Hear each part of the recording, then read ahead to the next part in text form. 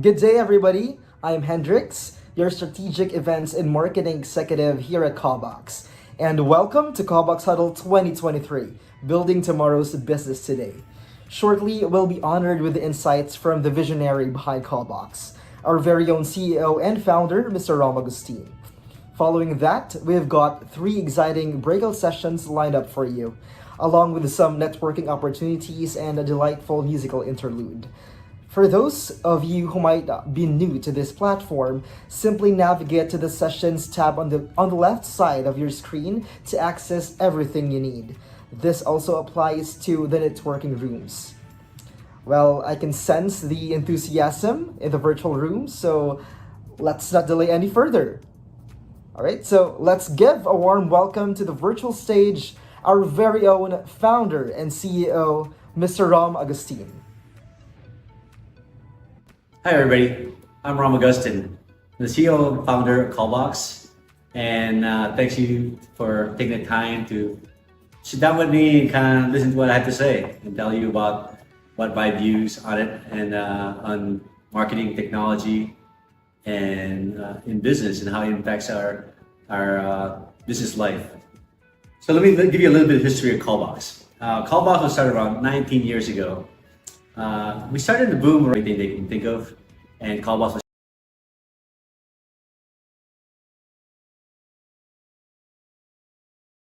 one day knew anything you can do outsourced that could be done by phone is something we followed through. That how established Callbox was. We decided to set up a shop in the Philippines, and and we've done very well there. So as a life cycle throughout the whole time, we immediately evolved, found ourselves. After the outset, we found ourselves immediately within a year of that, about 18 years ago, that we're kind of good at marketing. Marketing is something that's really well done, particularly telemarketing. And people were saying, it's a company that we can make, a very efficient, a very cost-effective way. And we became a telemarketing partner for a lot of clients throughout the U.S., mostly in the U.S. at the time. At about around the same time, we evolved our marketing program to be more in a business cycle, on a business B2B basis. We found ourselves to be stronger in doing business to business rather than B2C. So we got away from the whole cold calling telemarketing very quickly, become more of a professional services on the B2B side for marketing services.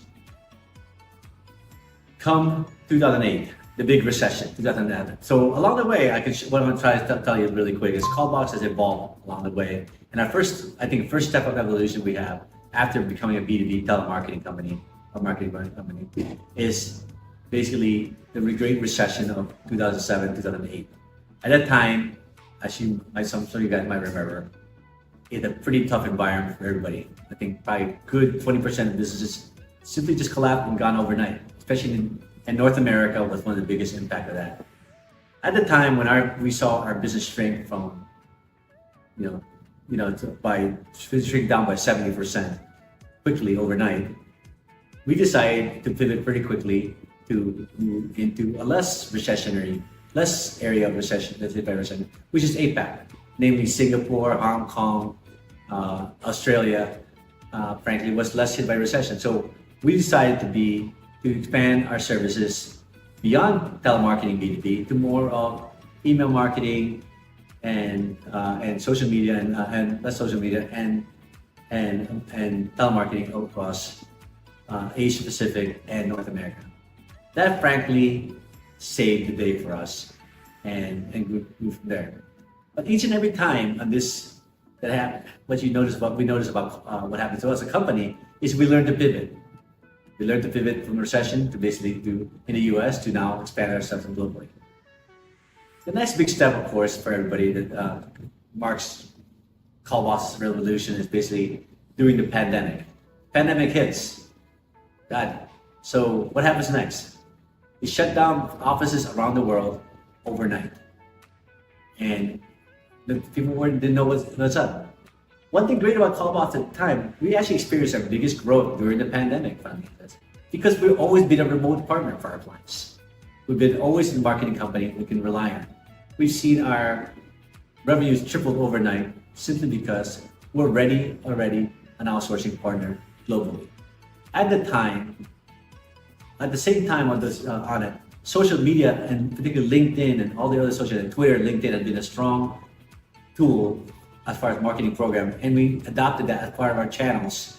Channels we call channels that we service our clients in, namely now voice, email, web, and social media.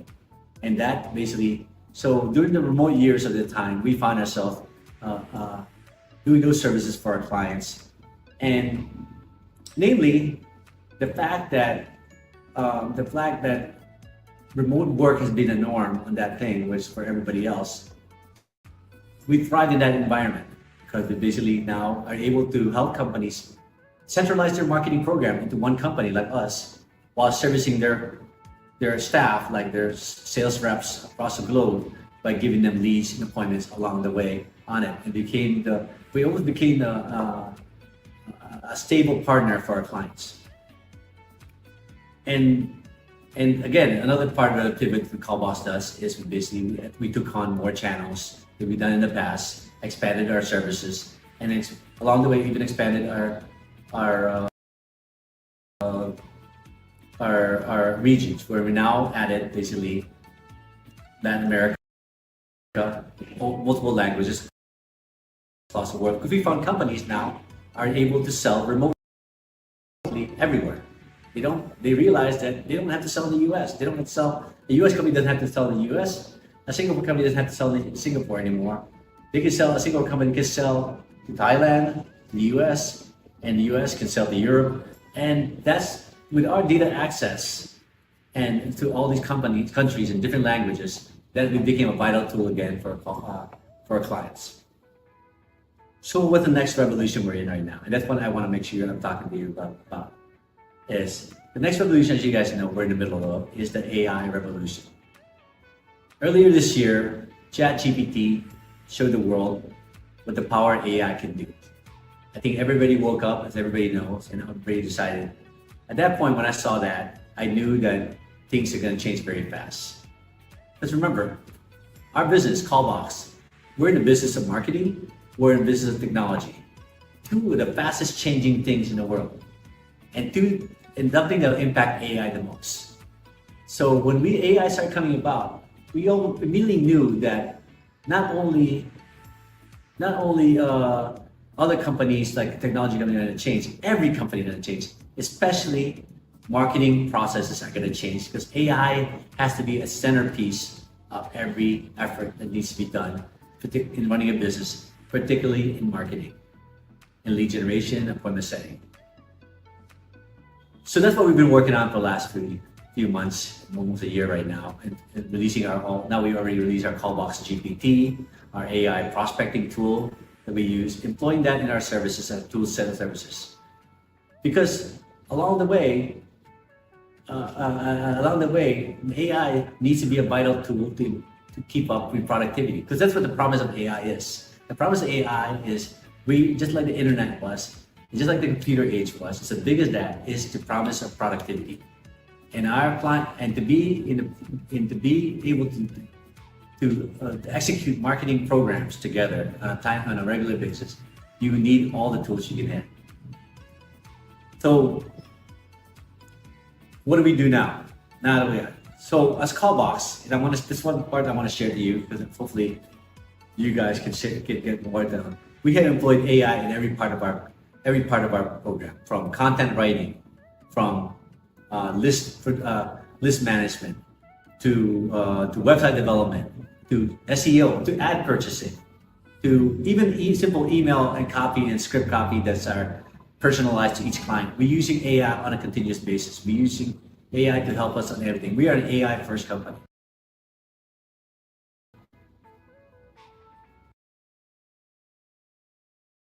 But let me show you another thing that we learned while we're trying to put together AI.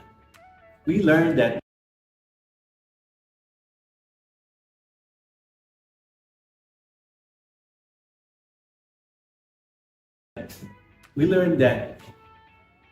to be able to conduct a marketing program, we came to realize that the drive towards efficiency using AI, we also find a new an aha moment for us that said that companies like us and other companies have multiple ways they've been running their marketing. We just put in context. Callbox has basically worked with about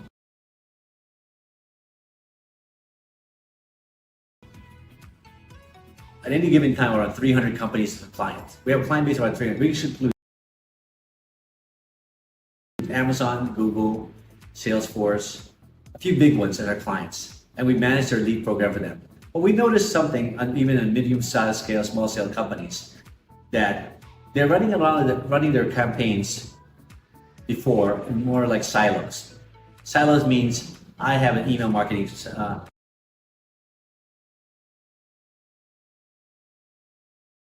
program. I have an SEO initiative to bring in leads that way. I have a referral program with our channel partner to get me leads that way. And I have basically I have a Google ad purchase over there, and I have a LinkedIn social media program. What we found now, what's happening, and that tying this together. Before it was not possible to tie all these programs together to become more. But when we started employing AI as a tool, we find that using AI tools allowed us to connect all these channels in a contiguous basis. And the resulting result of that is the fact is when you tie in your inbound traffic from website and tie that into your outbound traffic calling, outbound email, outbound ad purchases, and tie it in a timely basis. In the past, it was very difficult to do that because data is not interconnected, software is not interconnected. But we found now that with AI, we were able to connect that and learn from that, and learn by following our customers, whatever channel they're in, and knowing the fact that which leads to prioritize, how to run a program on a constant basis. So through the external force of AI that caused us to start using AI tools, we also pivot now to offering our contiguous lead generation services to our client. And what that means basically right now is we are now taking on clients that are basically that can benefit with tying their marketing programs into one cohesive partner. Because right now, Callbox can offer not only the people that we have who have been marketing on 18 years and the process we've done in the past to tie it all together, but now the platform, which includes AI, to tie all the channels of marketing together. Ad purchase, outbound calls, outbound emails, inbound web traffic, social media, LinkedIn social media, all that tied in, even your referral programs are all tied in together and manage that. Now we completely understand that this might be overwhelming for a lot of companies. How do you take all of these channels alone? Because it is tough. And for the companies who want to focus their initiative efforts purely on sales and don't have the leverage to basically put a big program, a marketing program together, Callbox offers a contiguous service that ties all these programs using AI as a platform, the technology as a platform, and the people that can run your marketing program across the board. I don't want to oversell what Callbox is, but what needed now in this climate right now is not only a one channel or two channel or three channel. It has to be a contiguous 360-degree view, contiguous program to run your marketing program. And the only way to do that is to be able to use all the right platform in a continuous basis. And frankly, not to oversell Callbox, having a core partner to focus on that alone and serve you up the leads and coming from to your sales rep on a timely basis is the way to go. So what Callbox right now is doing is, let me define, in a bit more generic way, is the role, and again with Callbox is a role of a marketing agency, a new type of marketing agency that our clients should be looking for. Because no more that you hire a marketing agency to deal with your SEO, a marketing agency to do your ad buys, a marketing agency to do your outbound. a marketing program that a marketing inbound an SDR that can handle inbound calls or outbound email. The new marketing agency is an agency that can take all these channels, all these disparate channels together and feed them into a platform. Overlay an AI-driven approach to all that thing so that your content, your messaging is contiguous and continuous across all channels. Meaning, if you say one thing in LinkedIn, it should be tied to what you're saying on email, what you're saying on your website, and what you're saying into your ad buy. To be able to do that and tie it all together and look at the results and be able to digest those results, and if need be, based on this result, if the leads are not coming, if the pipeline value is not happening, can make easily tweaks that impacts all channels at the same time. For example, if you decide now that are talking about cloud, talking about your technology, your technology company, you basically want to talk specific about your technology. It's the way your marketing program to do. We have the best cloud service right now, or we have the best cybersecurity program right now, and you go with that messaging, and decide, and you thought the marketing agency's job is to filter that towards all the channels at the same time in a contiguous way to both ads and email and everything, and with the people, the script they're using on the calls, and then decide after 1 week, you know what, we're not getting the kind of output we're getting through that on that cybersecurity high-tech kind of wording. Tweaking it and decide it once for all, maybe tweaking it more on a cost-saving basis for a client. Be able to turn on a dime and switch that and try different things, do testing on that. Try testing whatever that. A marketing agency should be a marketing agency that has people, process, and platform that can adjust to that program very quickly and deliver a report, a continuous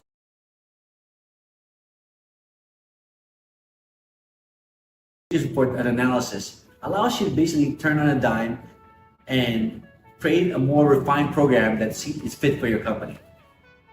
That's what needed for a marketing agency. In the past, it's been very difficult to do that because it requires a lot of manpower, a lot of software. But with the tools that Callbox has been using in the past, the AI tools, the data tools, the intent data tools, all the other tools that we've developed, acquired and developed over the past, and put and place our people to make that thing our platform to make that more doing campaign initiatives on an ongoing basis, a continuous basis, is something that clients can do without worrying about, am I doing the best type of marketing at any given time with the right messaging. So I guess the lesson learned for Callbox now and what we're doing, focusing right now, summarizes this. We are going to be a technology platform that is AI driven. We developed that. We had the people to manage all that stuff. And we have a process that's been refined over the last 18 years to be able to deliver that. And in some of the cases, offering that service as a plug and play to a company, be small or large, and deliver that in a short ramp up time, faster than it is than you buying technology, than a company hiring their own people and training them. Be able to deliver that within 30 days and make that as your marketing partner. I think you'll find that it's the result is going to be more powerful than building in your own. So employing a program such as Callbox offers allows companies now to spend their marketing dollars, versus marketing dollars, in more of a visual way where you can maximize it and make tweaks to maximize the return on it.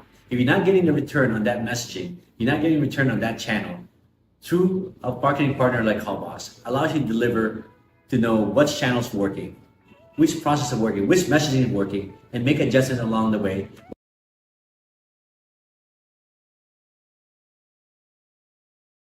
where you don't have to wait a whole quarter on the result. You don't have to wait. When you hire a team of people, you would have to actually wait for them for 6 months to kind of see what they've all out of it. With the program of a plug and play at Callbox, your marketing spend is optimized to optimize to basically be able to squeeze as many leads as the growth of your pipeline immediately within weeks, if not instead of months and years.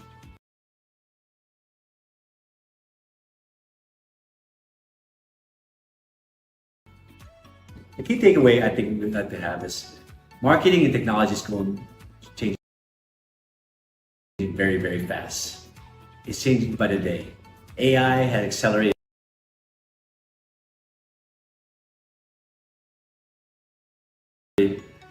and has accelerated all these changes even faster. To be able to keep up with this thing is something that a focused marketing agency partner is essential to your thing, because there's to be able to put a platform, because each of your technology, even the data, the CRM, marketing automation, the email marketing automation, the calling, the LinkedIn, the social media. There are a lot of things that are changing quite fast. Each of those programs are changing fast but to keep up, it requires a marketing partner that understands the full marketing life cycle. Not just, you can hire a person who's really great at writing. You can hire a person who's really great at ads, or who's really good at content, or really good at basically making phone calls, all that. But remember, marketing is not about those separate skills. Marketing is about tying those things together, delivering the results immediately, and then helping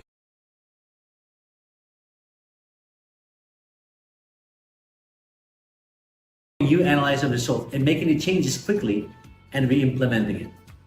And that's something that's hard for a company to do, but not hard if they have a marketing partner such as Callbox to be able to do that, because it is changing quite fast.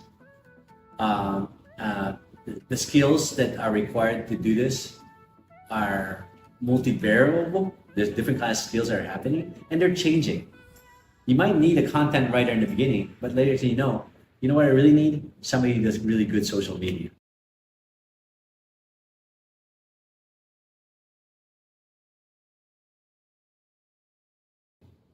And that's not necessarily tied together. But you need a full team of people on it. But it doesn't have to be expensive. What we're trying to tell is this kind of program does not have to be very expensive. In fact, it could be a cost-saving tool for a lot of companies, because to be able to acquire this technology, to be able to hire this people, to train, takes a lot of money. But there are many marketing agencies, such as Callbox. I'm not saying that we're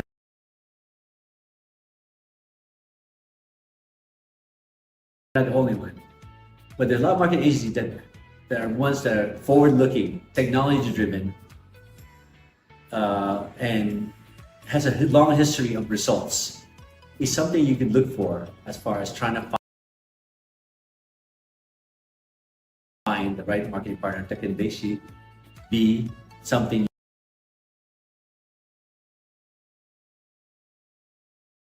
you can keep for a long time, show positive ROI,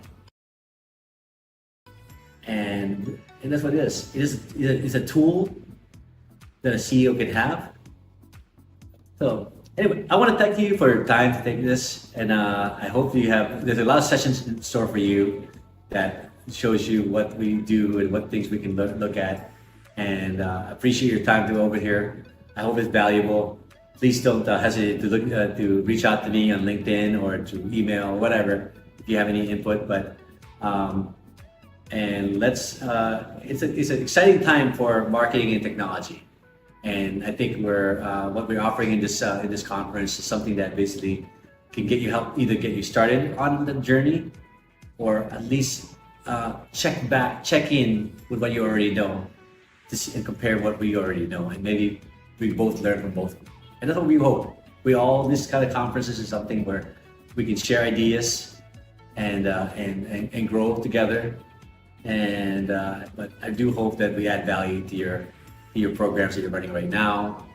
And we're Callbox company that shares what we do and shares it with the world, regardless if you're a client or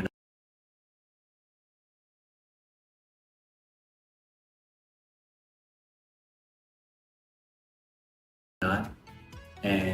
But be very direct with your questions with our with our people. What tools are we using? What works? What doesn't work? Those are the kind of questions we like to have. So this is what the function of the summit right here, this conference, and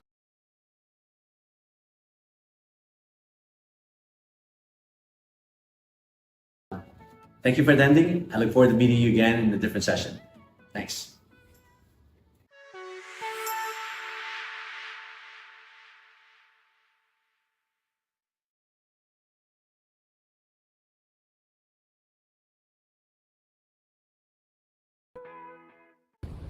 Hey everyone! Welcome to the most anticipated online conference of all time. My name is Victor, Business Development Associate here at Callbox. And I'm Hendrix, Strategic Events and Marketing Executive here at Callbox. And this is the 2023 Huddle, Building Tomorrow's Business Today. How are you, Vic? I'm fine, Hendrix. How about you? I'm actually good. That's great. You know what? Yesterday, Hendrix and I were talking about the food that we're going to eat or the places that we're going to visit. But this time, Hendrix and I were going to dive into the fascinating world of next-gen designers. And of course, Hendrix, when I think of them, it's like imagining the brilliant minds shaping our future businesses.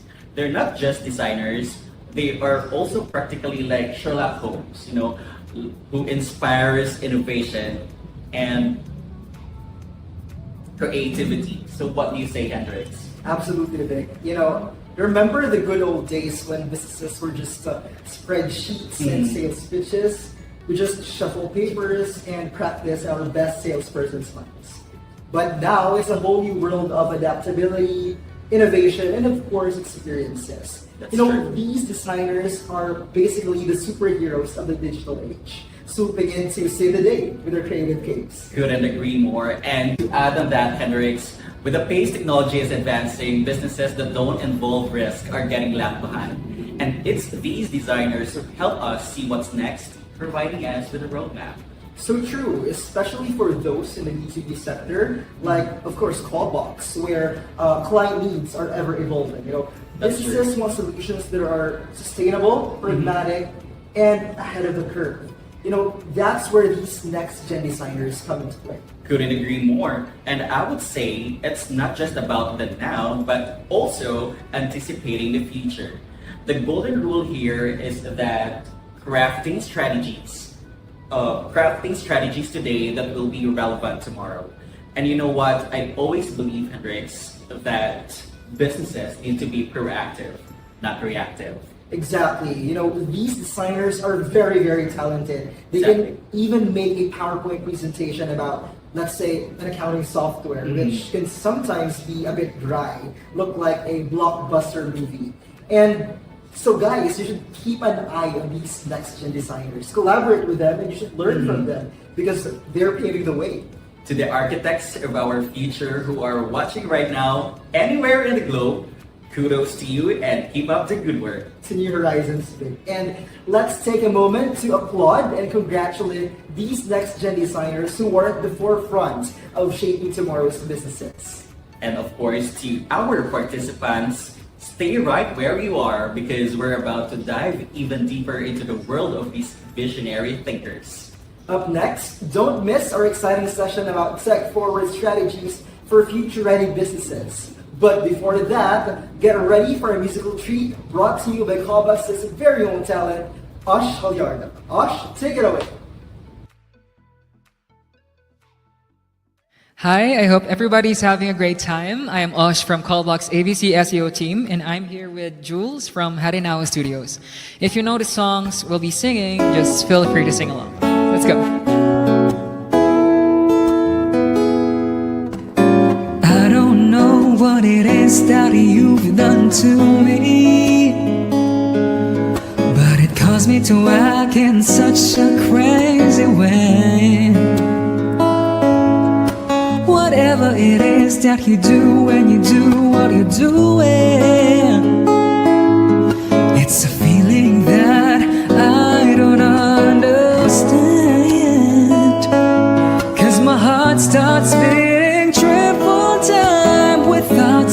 and you on my mind. I can't figure out just what to do when a cousin cure is you.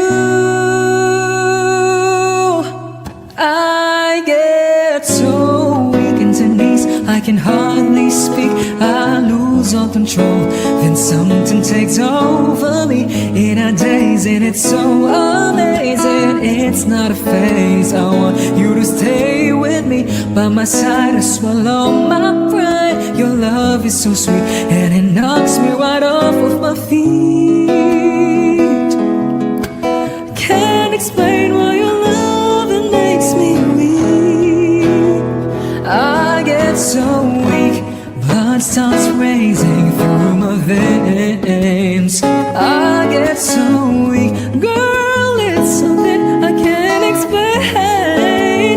I get so something about the way you do, the way you do it.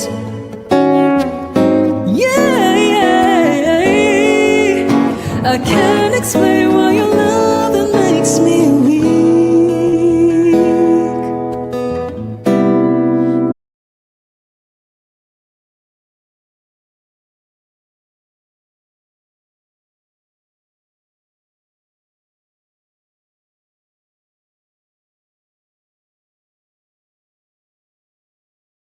Run away now, I'll meet you when you're out of the church at the back door. Don't wait or say a single vow. You need to hear me out, and they said speak now.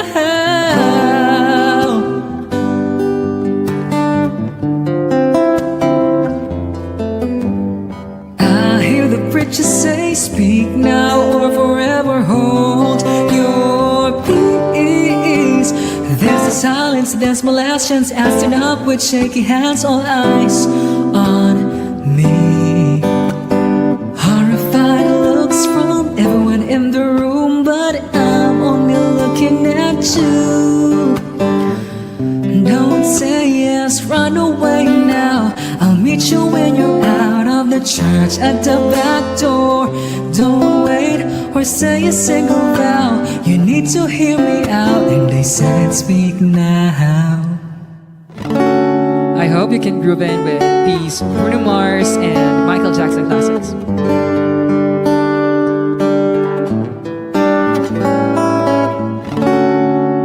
Let's take our time tonight, girl. Above us all the stars are watching. There's no place I'd rather be in this world. Your eyes are where I'm lost in.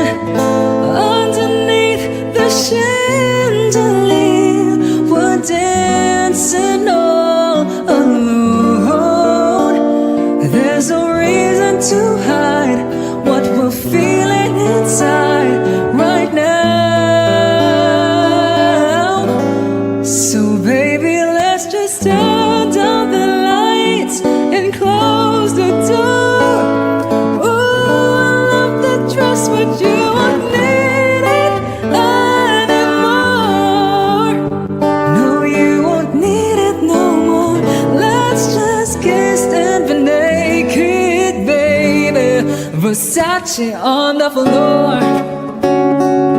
Ooh, take it off for me, for me, for me, for me now, girl. Versace on the floor. Ooh,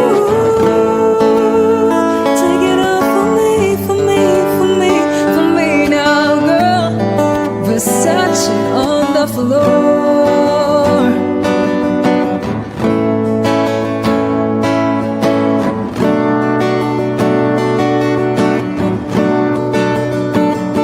Once again, thank you for participating in Callbox Huddle 2023, Building Business Tomorrow Today.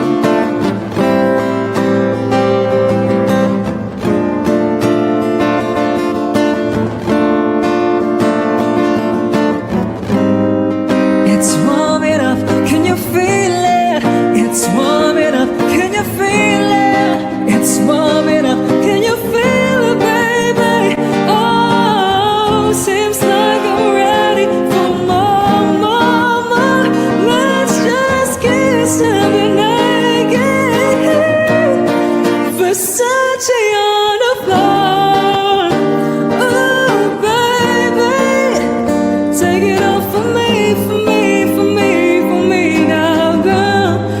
Versace on the floor, oh baby. Take it off for me, for me, for me, for me now, girl. Versace on the floor, floor,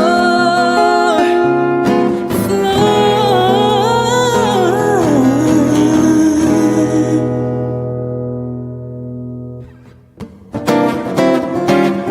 Baby, love never felt so good.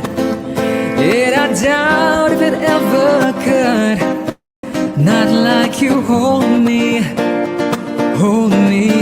oh baby. Love never felt so fine. Yet I doubt if it's ever mine. Not like you hold me, and the night's gonna be just fine. Gotta fly, gotta say, can't believe I can take it, just baby. Every time I love you, it's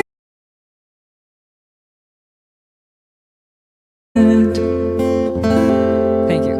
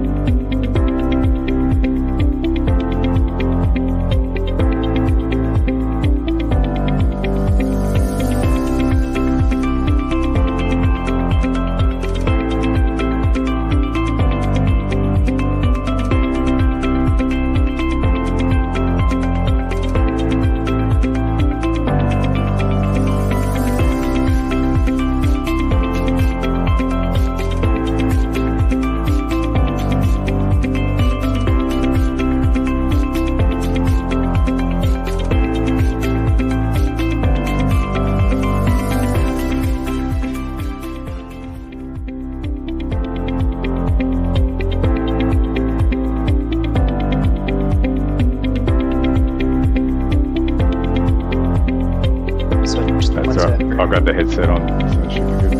Yeah.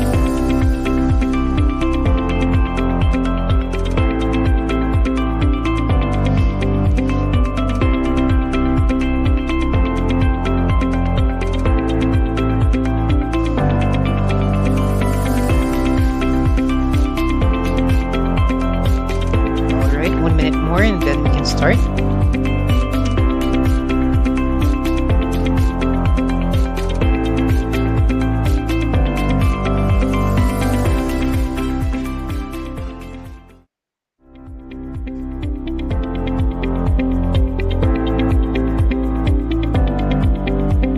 All right, I think it's time for us to start.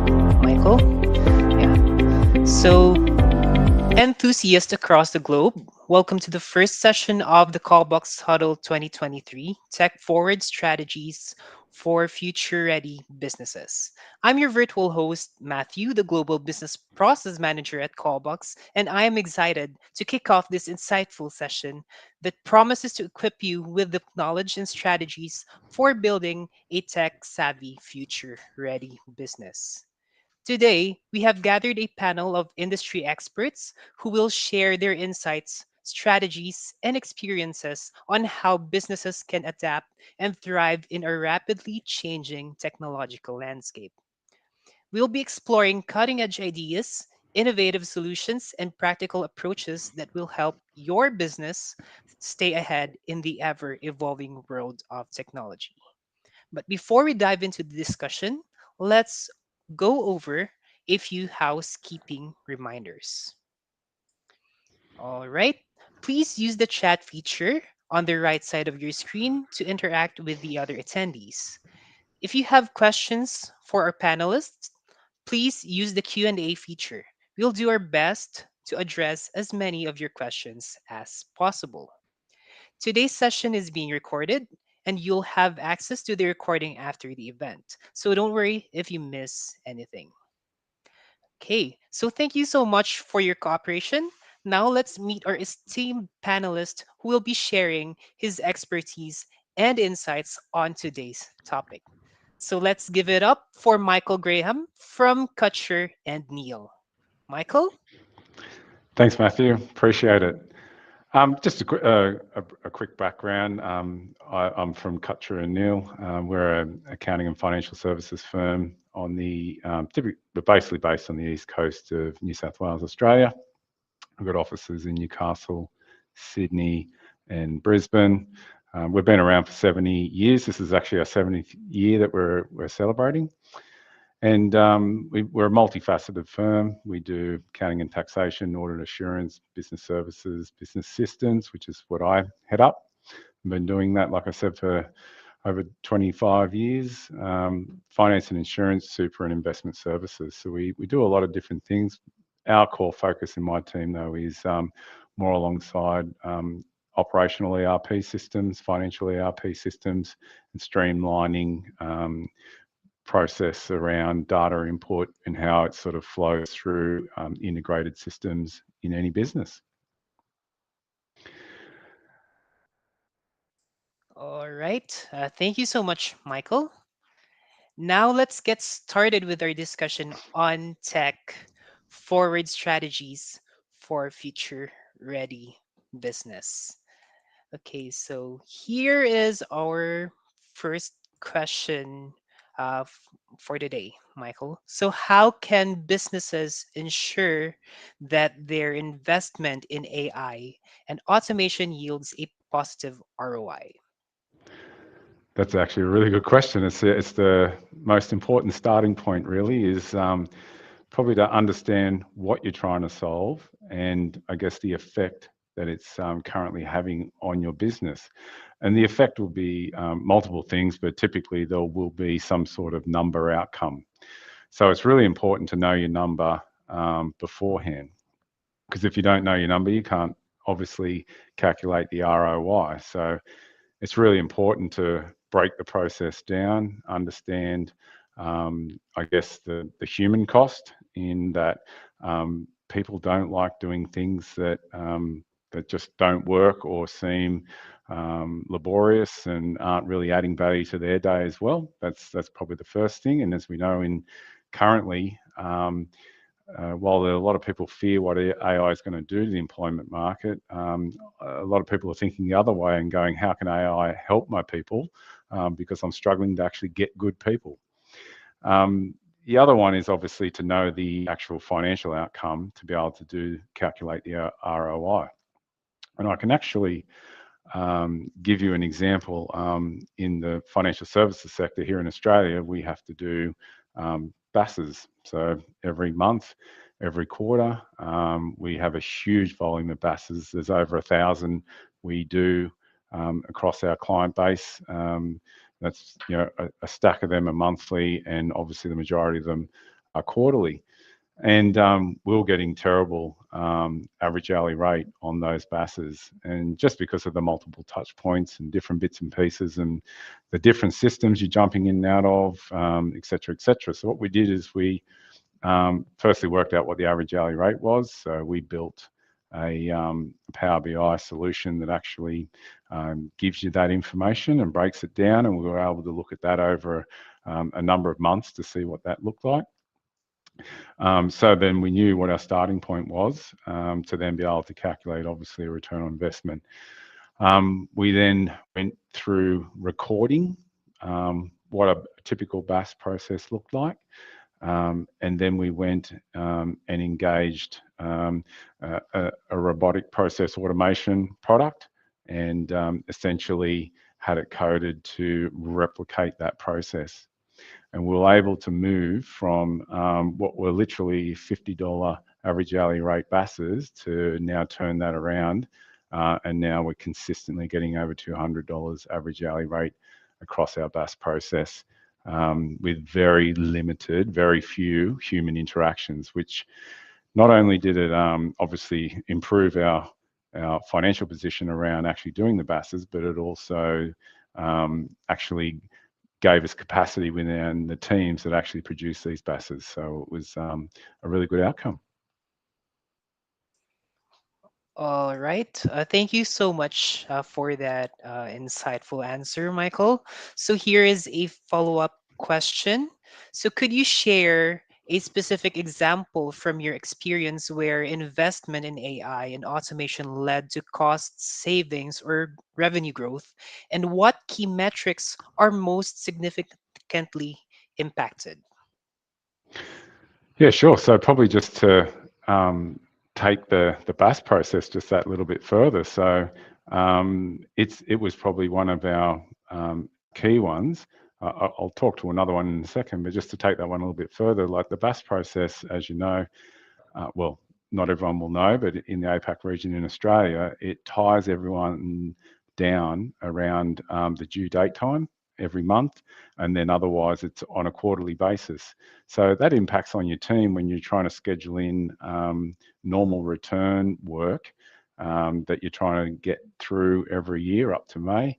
You then got to insert that BAS work at a certain time, which then takes away from being able to consistently do even other value-added work, additional consulting and whatever it might be. So one of the key things it did was just inject so much capacity into our team for what is not a substantial cost.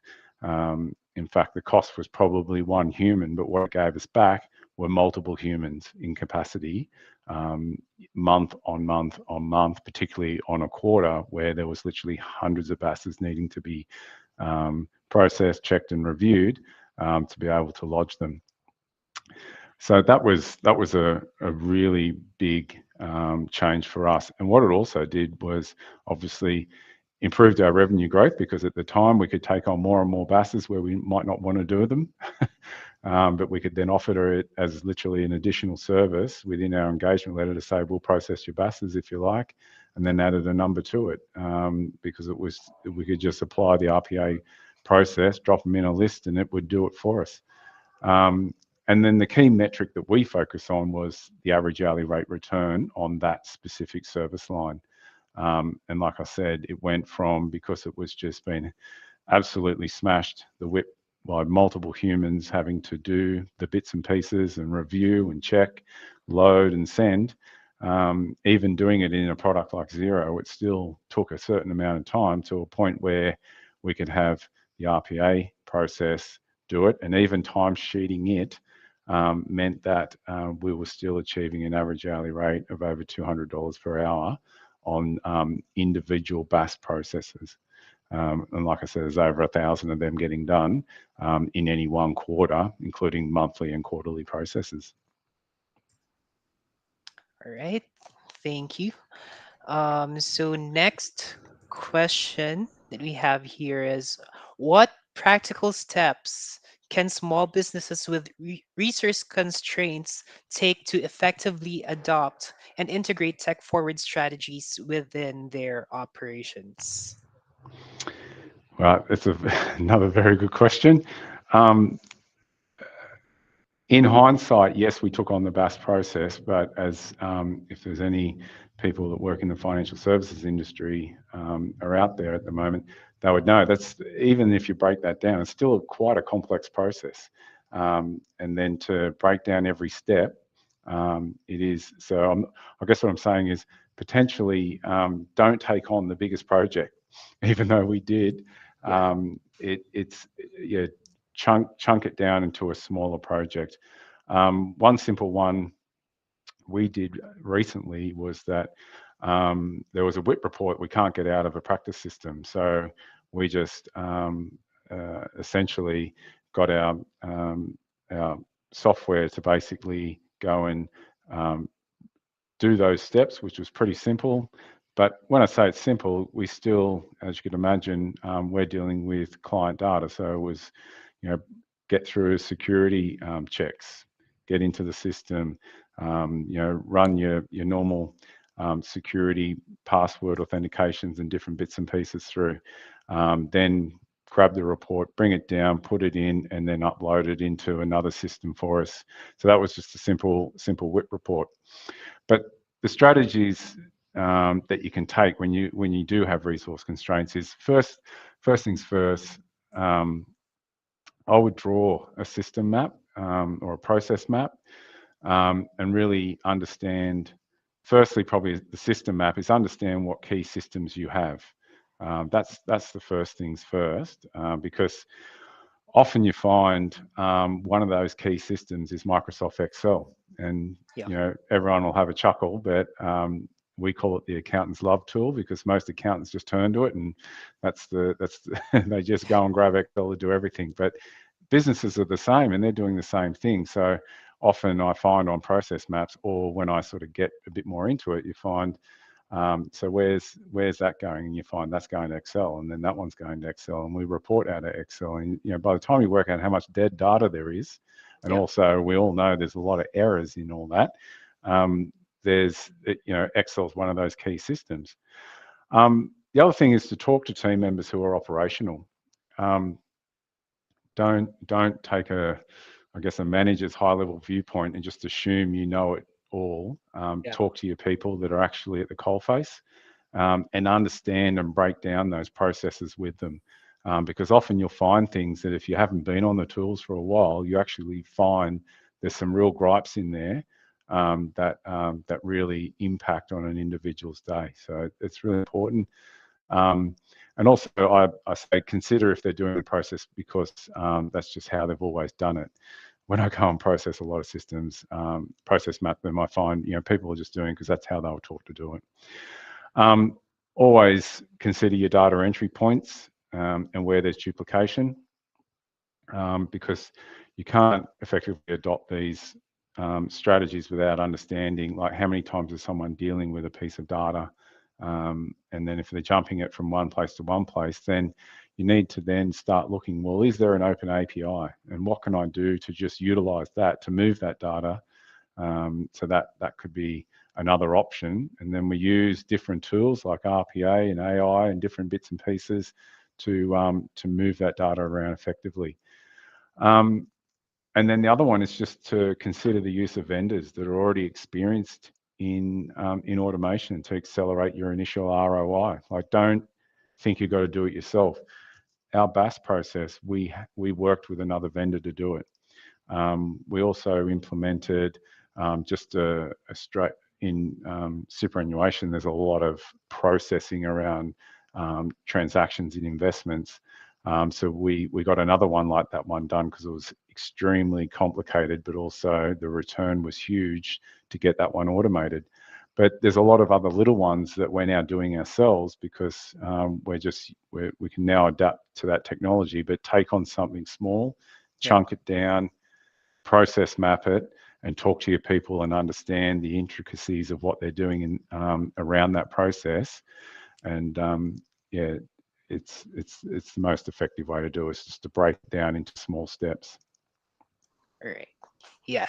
So keywords here is to break it into small steps. Thank you for that one, Michael. So let's go over our third question, which is what ethical considerations should businesses weigh when implementing advanced AI in their sales and marketing strategies? And how can they navigate the fine line between personalization and intrusion? Yeah, that's an interesting one. Yeah, um, I guess the first thing I'd say is probably don't be lazy or complacent. And I'll preface that by saying, because I don't mind people knowing my age, I'm 51, so I'm getting towards the end of my career. Whereas, so what I find is, I still think people want that human connection. Um, but I find, and I'm a Callbox user. The automation and some of that advanced AI gives you the tool to be able to go and do things in an accelerated way, and I'm all for that. We use ChatGPT and other different bits and pieces in our own division all the time to do lots of different things, particularly content generation and things. But at the end of the day, we still put our own spin and personalization on it. But then I still come back to the don't be lazy and complacent, because at the end of the day, once someone's warmed up, close to being warmed up, I still think, and this is once again, I'm a bit old school, is picking up that phone and connecting with people. Don't forget that someone said to me, even wasn't that long ago, that humans want to connect with humans. So use the AI yeah, to do the stuff to get to that person. But once you get there, um, connect as a human, because I think that goes a long way. I guess I'm also a bit old school around the intrusion part. I think you've got to be careful about stuff that comes into that you're sending into people's inbox. It has to be relevant. And you have to have done a little bit of research and thought about it. I think hammering 1,000 people, whereas if you send some direct, really personalized content that you've thought about, but used AI then to really amp it up based on what you know about, say, 20 really good focused prospects, I think you get a better outcome than the 1,000 spray. all right. So here are our key takeaways basically. First, human touch is non-negotiable, right? Then, of course, respecting boundaries is crucial. Um, I do agree, personalization is awesome, but of course, there's a thin line between, hey, this is useful, and whoa, this is creepy, right? So, yeah, strive for relevance without being overly familiar. All Yeah, I right. think you're gonna get blocked quickly Yeah. if you're dropping untargeted, non-personal stuff into an inbox. Yeah, I think that's what you got to be really careful about. Yeah, definitely. All right. So here is actually a follow-up question for that. So as businesses increasingly rely on AI-driven decision making, what measures are in place to ensure ethical and responsible use of technology in your sales and marketing efforts? Yeah, that's a good one actually. I guess when ChatGPT started, as an example, started becoming quite popular, and even in our team, we started using it pretty quickly. But pretty quickly, I worked out that um, this was going to have a huge impact in something like our firm, which is a financial services firm. Huge amounts of client data, huge amounts of very personal data. So the first thing we thought was we need to put a policy in place really quickly. So that's probably the first measure I'd say you have to consider to ensure there's ethical and responsible use of that technology. Everyone will be different, but I guess our blanket decision was no personal information could be loaded into that to last month's rate decision and compare it and understand and give me the top 5 points as to why it did that. That's okay because that's in the public domain. So anything in the public domain, we don't mind uploading to ChatGPT, getting it to analyze it and do whatever, or Yeah. using the beta elements that ask it to go to the websites and do different bits and pieces. But anything that is personal or identifies anyone, it's an absolute no in our firm. But with Copilot now coming on board, Copilot sits within the tenant, so we're already started looking at that. If you're using the enterprise version, you can select to not allow anything that you pass through the API to go into the large language model.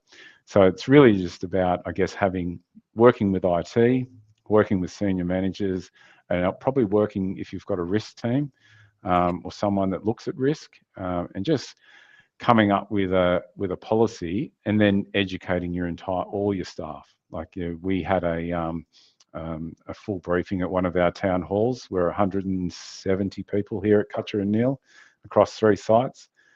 So we actually had it as part of one of our town hall meetings and made it really clear what the ethical and responsible use of any of the generative AIs. So there's Bard, there's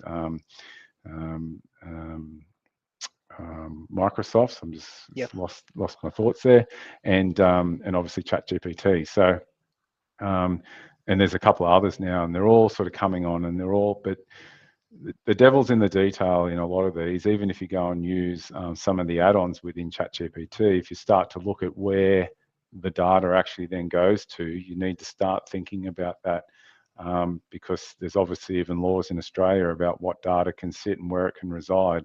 And often when you look at a lot of their security statements, they don't reside here in Australia. Some of them, they reside in the Texas data center or wherever it might be in some other country. So it's about considering all that, which is somewhat complex, but I guess as a financial services firm, we are always err on the side of caution and are probably a bit more conservative because we're playing with data that is ATO, ASIC regulated, Australian corporations law, Australian taxation law. So it's not data we can play with at all.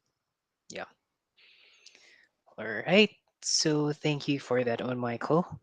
Okay, so let's go over our 4th question. So, in a world where customer expectations are evolving rapidly, how do you stay ahead of the curve in using technology to meet and exceed those expectations in your B2B interactions? Yeah, no, that's a good one. Look, I think at the end of the day, it's important to provide a range of options. So, I mean, utilizing any sort of generative AI, I must admit, I've written things now, and then I've put them into a tool like HubSpot, and then used the Gen AI in there, and had it check it first and suggest to me how it might have written it, and Yeah. then it tells you, well, I would have written it this way, and I go, okay. So I do find that really good. And so, but at the end of the day, I think you've got to have a range of options. So email, calling, using chatbots that understand your web pages and different bits and pieces. Because when you've got researchers looking at your products, they're all different how they want to interact. So I think it's important to provide multiple options, because I think everyone connects in different ways depending on their personas. Um, I got told the other day I was a bit of a dinosaur because I like to do a bit of researching first, and then I click the contact me button, and then I want to talk to a human. A lot of people just want to, find stuff and then, or talk to a chat bot and different bits and pieces. So yeah, I think it's important just to have multiple options. Yeah. But then certainly with email, you've got really no excuses now in terms of when how you might respond, and simply just asking Hmm. any of these chatbots, whether it be ChatGPT or Bard or any of those, um, or using something within like the HubSpot tool that has its own generative AI, is just utilizing those systems to ask it to say, could you respond to this and in this tone, explaining it this way? How would you write that? And then, just to give you some insight, you can still add your own personal spin, but I think it's a faster way to do things. Yeah. Yeah. So yeah, I do agree. Flexibility is key, right? So we know that technology evolves rapidly. So we need to be prepared, and we need to adapt to um, any strategies out there and systems accordingly, right? So Yeah. yeah. So flexibility. All right. Okay, so here is a another follow-up question, actually, for question number 4. So, how do you manage the potential risks of tech obsolescence and ensure that your strategies remain adaptable in the long term?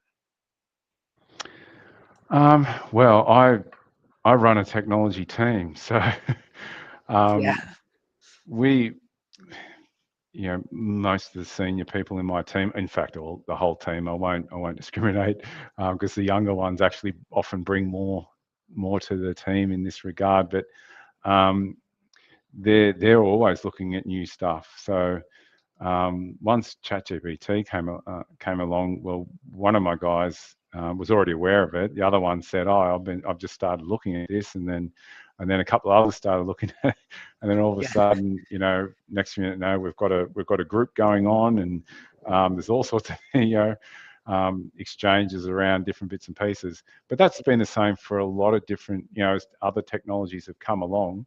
I think in a team like mine that is a business systems and technology team, it's about. I mean, we have little groups that just are looking at this stuff.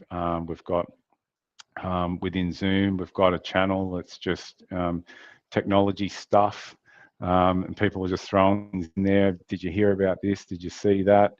Um, and always, I guess as a leader of my team, I've always just encouraged my people to, um, you know, they get excited about something, but then I have to sometimes steer them back and just say, so how can we apply that to what we do? Is there something within Cutcher and Neil we can apply that to? Because then ultimately, I guess, um, we're all here to sort of drive innovation and obviously make some money out of doing it. So the next question is always be, well, how do we scale that to our client base? Because if we've got the problem internally, I'm sure our clients are facing a similar problem. So if we can solve it here, can we solve it in our client base? Um, so I think for us, we've not always had, there's not always been a risk. I always do question the products that we specifically sell. So yeah, we're in the game of selling NetSuite, Oracle NetSuite. We also another ERP system in Estendo. So we're constantly talking to the vendor, both vendors, and going, so what's your strategy around generative AI? Because if you read the Microsoft stuff, whether you want to call it spin or fact, I mhm, mean, regardless, they are driving hard. Copilot's now here. That was just talked about back in April. It's now here. So they're throwing a lot of money in development at that product, and then there's a lot of other things that are all coming. So I think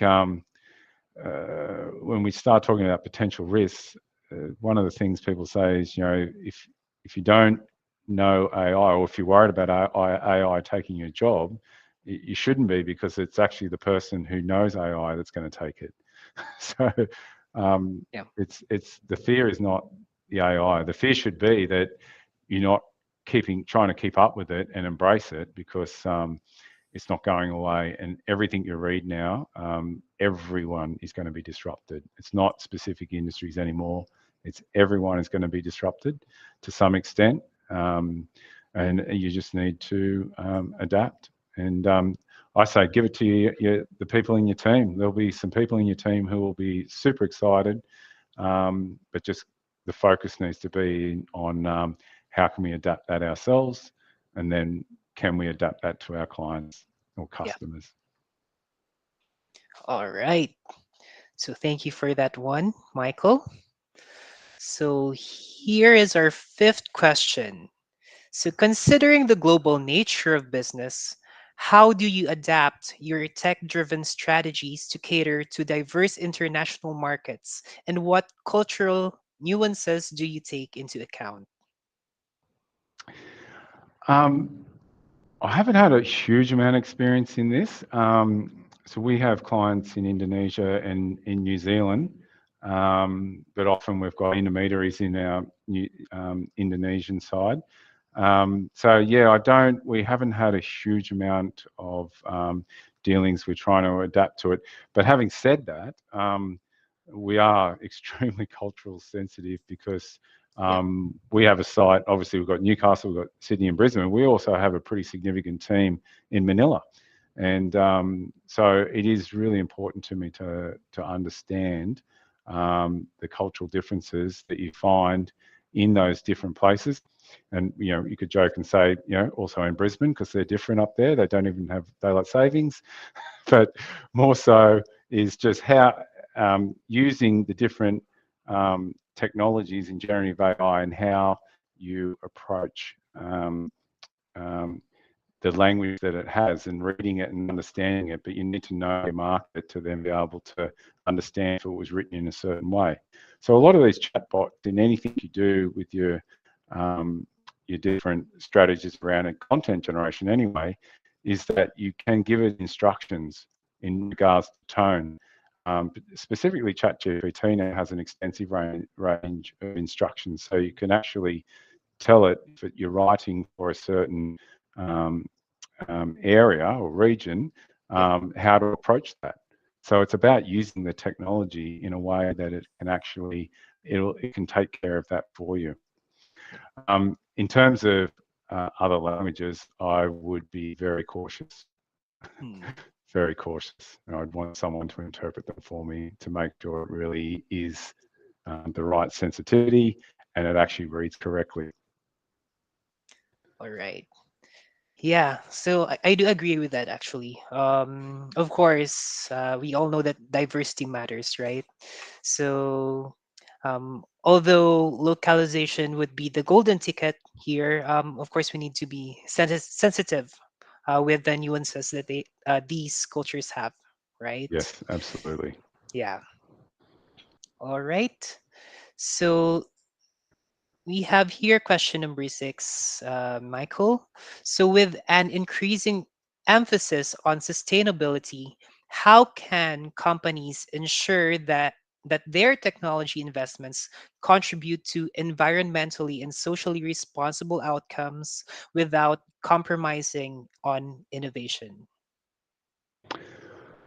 Yeah, this is an interesting one, because I was actually reading recently that um, the chips they use now, because that's where a lot of the arguments are going on at very high levels as to who owns the chips.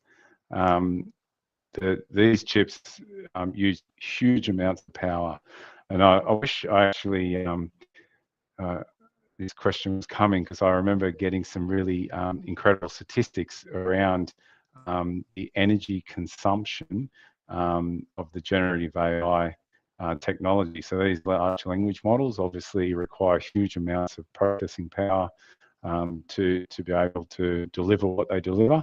And the more people that jump on this, and that figure is just climbing like you wouldn't believe. But as more and more people jump on there, the energy consumption of these data centers is just spiraling. So a lot of environmentalists are already jumping on this and basically saying, at what cost are we moving to generative AI? Because there is a significant environmental cost.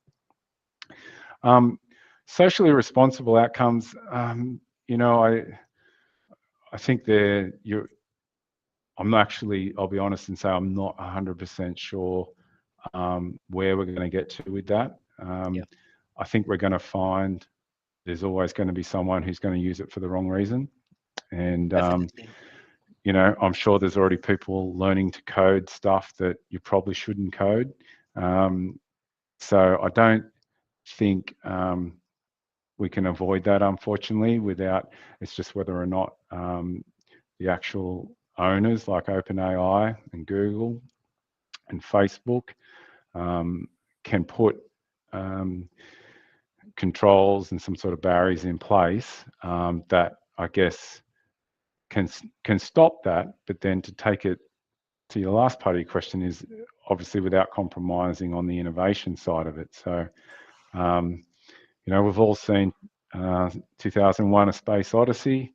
We've all seen the Terminator movies, and I'm a lot older than a lot probably. So I think the first one that had, was called War Games back in about '83. I think I was only a kid, and Whopper was that one, and it started a thermonuclear war. So all these concepts in science fiction have been around for a long time. I guess it's just about us ensuring that the right fail safes are in place, but more so probably to the sustainability side of it is that how do we lower the energy consumptions around these huge data centers, because these large language models require huge amounts of energy to run those processes. Yeah, I agree with that actually.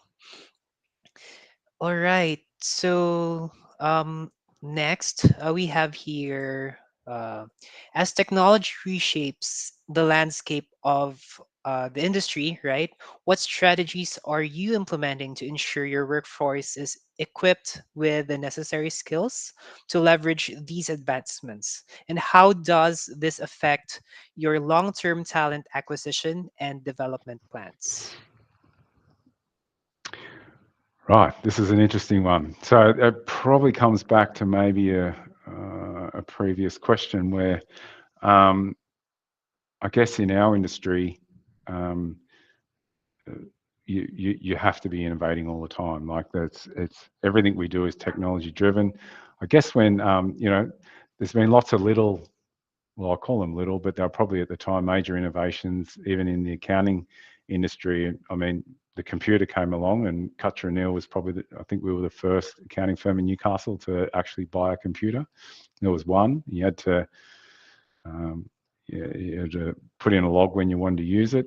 But then, you know, to take that further, I remember, you know, even more recent when bank feeds came out in Australia in a lot of the accounting systems, everyone just went, oh, that's it. You know, it's the end of data entry and bookkeeping. But the bookkeeping industry adapted, and they became more business advisors.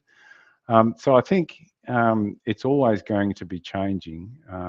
So yeah, I'm not too concerned about that.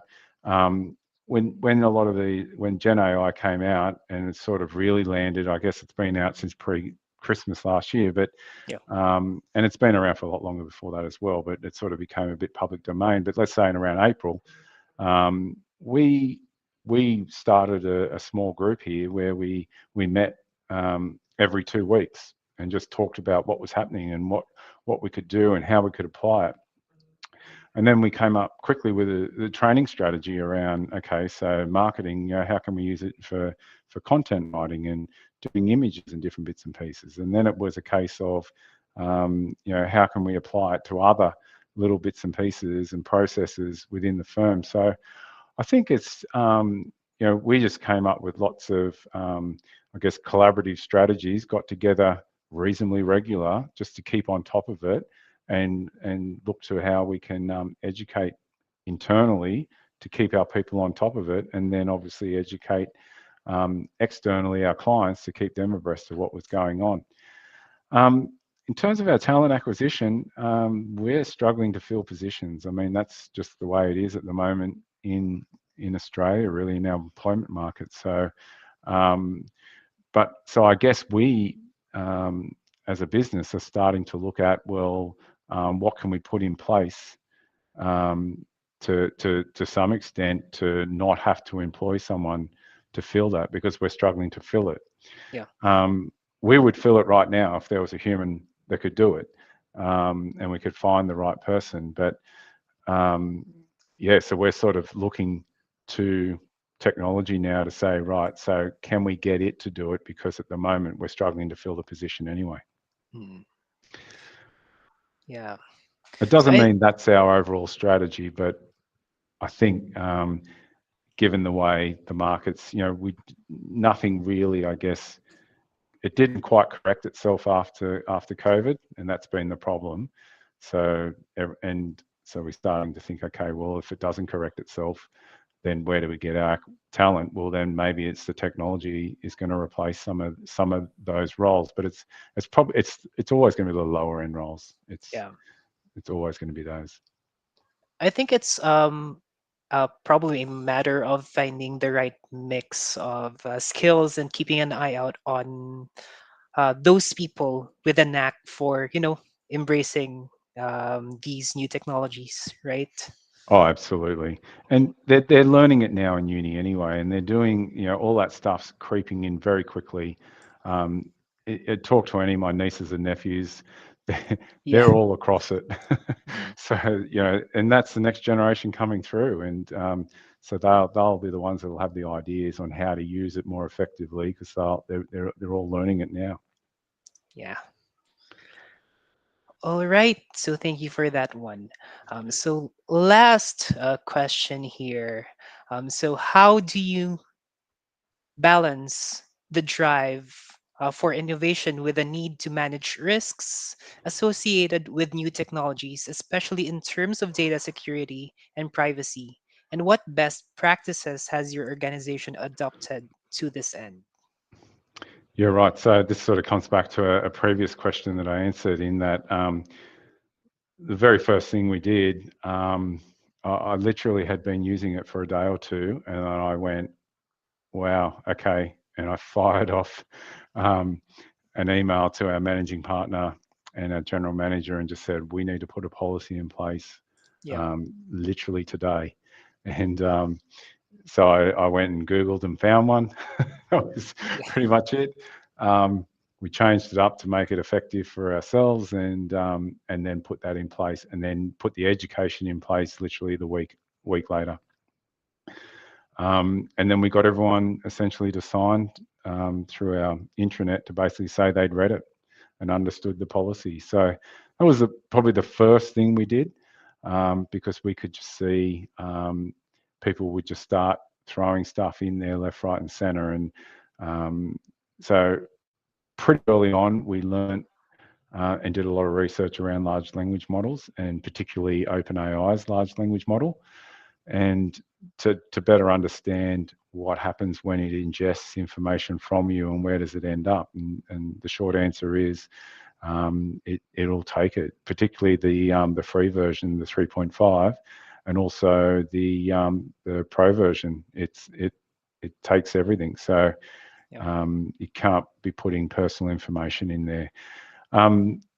So then we started looking at, okay, so what options do we have? So obviously we investigated the enterprise version quite quickly and understood that one and its differences around security and what it does, particularly around if you can stop it from passing or keeping your information in large language models. And then to wrap it up, basically anything that comes along now, whether it be Copilot, whether it be some little app we want to use, there's so many different Gen AI apps now that do imageries, do speaking, do avatars, all that sort of stuff. You really need to go to their security and privacy policy and understand where does the data reside, what is the retention rule. Particularly if it sits in the States, you may have an issue with the Supreme Court subpoenaing anything straight out of those servers. Yeah. Not that that's a huge risk, but you want to also know what the retention is. And some of them range from 7 days, 30 days, 60 days that they'll hold onto your data. So, and then the bigger question is, if you're in an industry like mine, is, well, I can't have that data sitting there. so it's about you need to have some process, particularly within your IT internally, to be able to check things before you allow your staff to start using them and get it approved. Definitely. All right. So thank you so much for that wonderful answer, Michael. So yeah, fantastic insights. I think we don't have, unfortunately, we don't have enough time to tackle the questions from our chat. So, what we can do though is we'll gather the questions from our audience and then we'll definitely send it over to you, Michael, so that you can answer them and then we can send it to them through their emails. Yeah, no worries. Yeah. All right. So, thank you so much for that one, Michael. So, in conclusion, of course, the world is changing at an unprecedented pace, right? And businesses need to embrace technology to stay competitive and future ready. So, okay, of course, today's discussion has provided us with some incredible strategies and insights that we can apply to our own ventures. So again, thank you so much, Michael. I want to express my gratitude, and of course the audiences as well. And thank you for your valuable contributions, and of course for our audiences as well. Thank you so much. Okay, yeah. Thanks, Matthew. See you later. Thank you so much, Michael. All right. So for everyone else, stay with us and we'll see you in the next session. For now, enjoy a short break and be back at 2:45 p.m. for session 2, Callbox Spotlight, Pioneering Future Business Success. Hendrix and Vic, back to you. Thank you so much.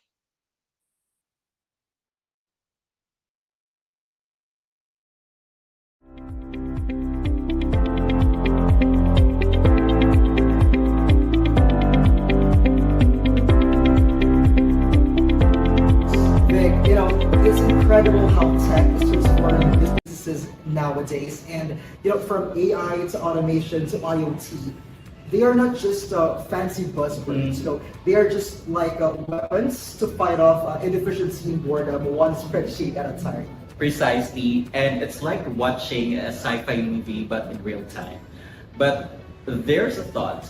It's not just about adapting technology, it's about how businesses weave them into their strategies and making them a part of the very DNA. Absolutely. Let's take AI. It's not just for chatbots.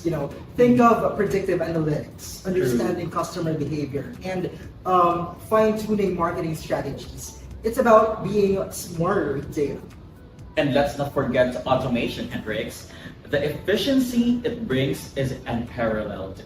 Gone are the days of repetitive tasks eating up valuable time. Automation frees up resources, allowing businesses to focus on growth and innovation. Exactly. And the Internet of Things, or the IoT, connecting devices, data, and people. Imagine the possibilities. Yes. The real-time insights, better customer service, to streamlining operations. Businesses that harness IoT effectively, well, they are steps ahead of the game. And it's a powerful trio, isn't it? And for our participants, here across the globe, think of the edge of, think of the edge it gives. Positioning your business as a digital leader isn't just about the tech you use, but how you use it. It's about being future ready. Absolutely. And as they say, embrace the tech, understand its potential, be the disruptor, not the disrupted. Well, after all, who wants to be the PowerPoint slides in a room full of Netflix episodes, right? Yes, and it's an era of transformation, Hendrix. And those who adapt and innovate will redefine the future. And to our audience, may we all be the trailblazers of this digital frontier onwards. Coming up next, get ready for an exciting session on AI-powered growth, pioneering future business success.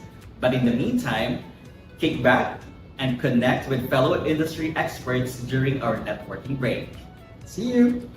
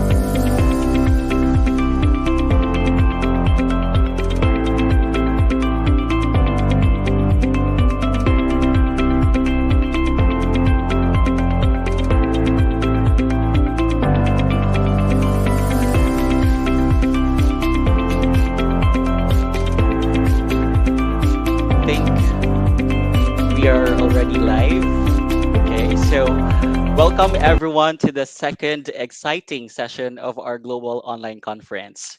I hope you enjoyed the insightful discussion in session one about tech forward strategies for future ready businesses. Now, we're moving on to session two, where we will delve into the fascinating topic of Callbox Spotlight, pioneering future business success. I'm Victor, Business Development Associate here at Callbox Asia Pacific, and I'll be your host. In this session, we're going to explore how pioneering strategies and innovative approaches can lead to remarkable success in the ever evolving world of business. We will dive deep into the stories, lessons, and strategies that have propelled some of the most successful business forward, giving them a unique spot in the spotlight. So, whether you are an entrepreneur, a business leader, or simply someone with a keen interest in the future of business, this would be your advanced gift this upcoming happy holidays. Joining us today are two empowered and accomplished women who have played pivotal roles in pioneering future business success. Their experiences and insights are invaluable, and we're honored to have them with us. First, we have Federica DeAndrea, Group Head of Marketing from IncomeLand. Maybe you could go ahead and give a brief intro of yourself and what IncomeLand does. Sure. Thank you, Victor, for having me today. I've been working with Incomeland for almost 2 years now. I lead Mhm. the marketing on a 360 degree, as you just mentioned. Marketing is a global marketplace for invoice factoring, invoice financing.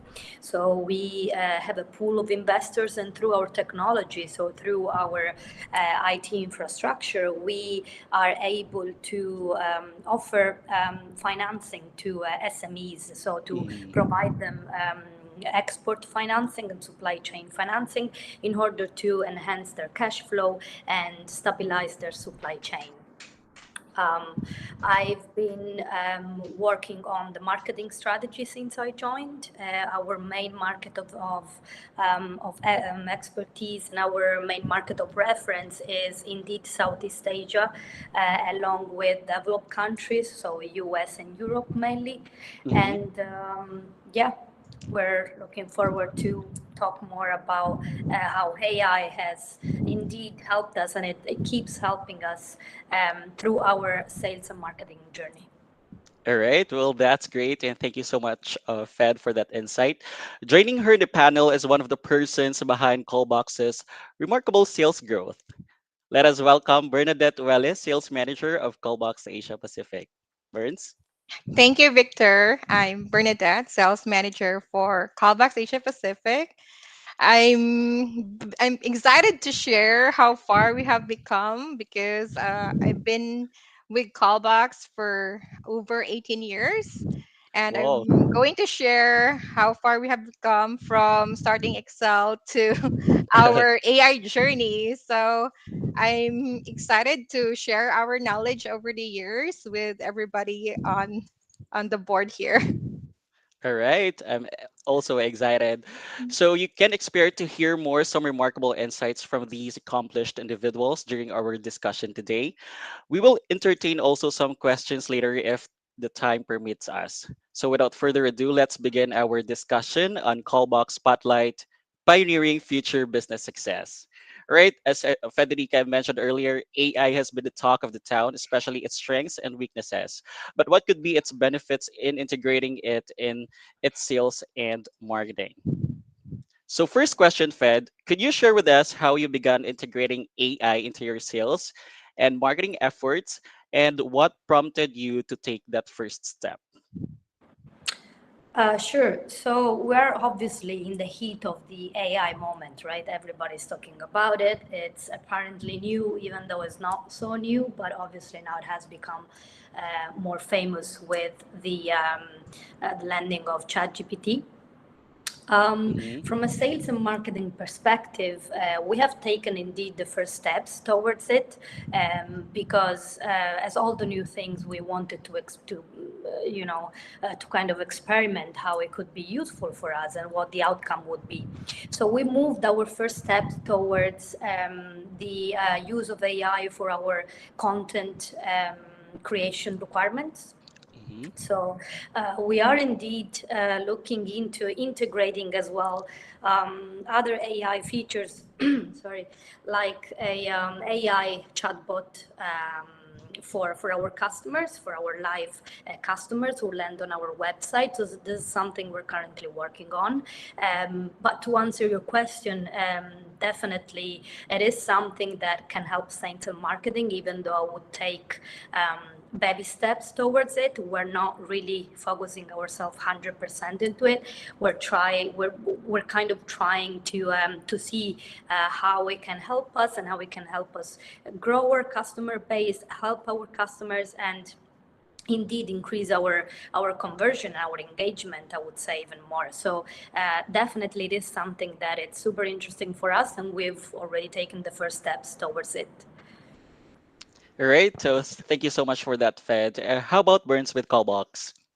Okay, yeah, that's actually a good point, Peds, because here at Callbox, we started using ChatGPT early this year because it was made popular. AI was made popular by ChatGPT. So previously, we're using ChatGPT for content development, proofreading our emails, and in the middle of this year, it has become such a buzzword that everybody is clamoring into integrating AI with, our process.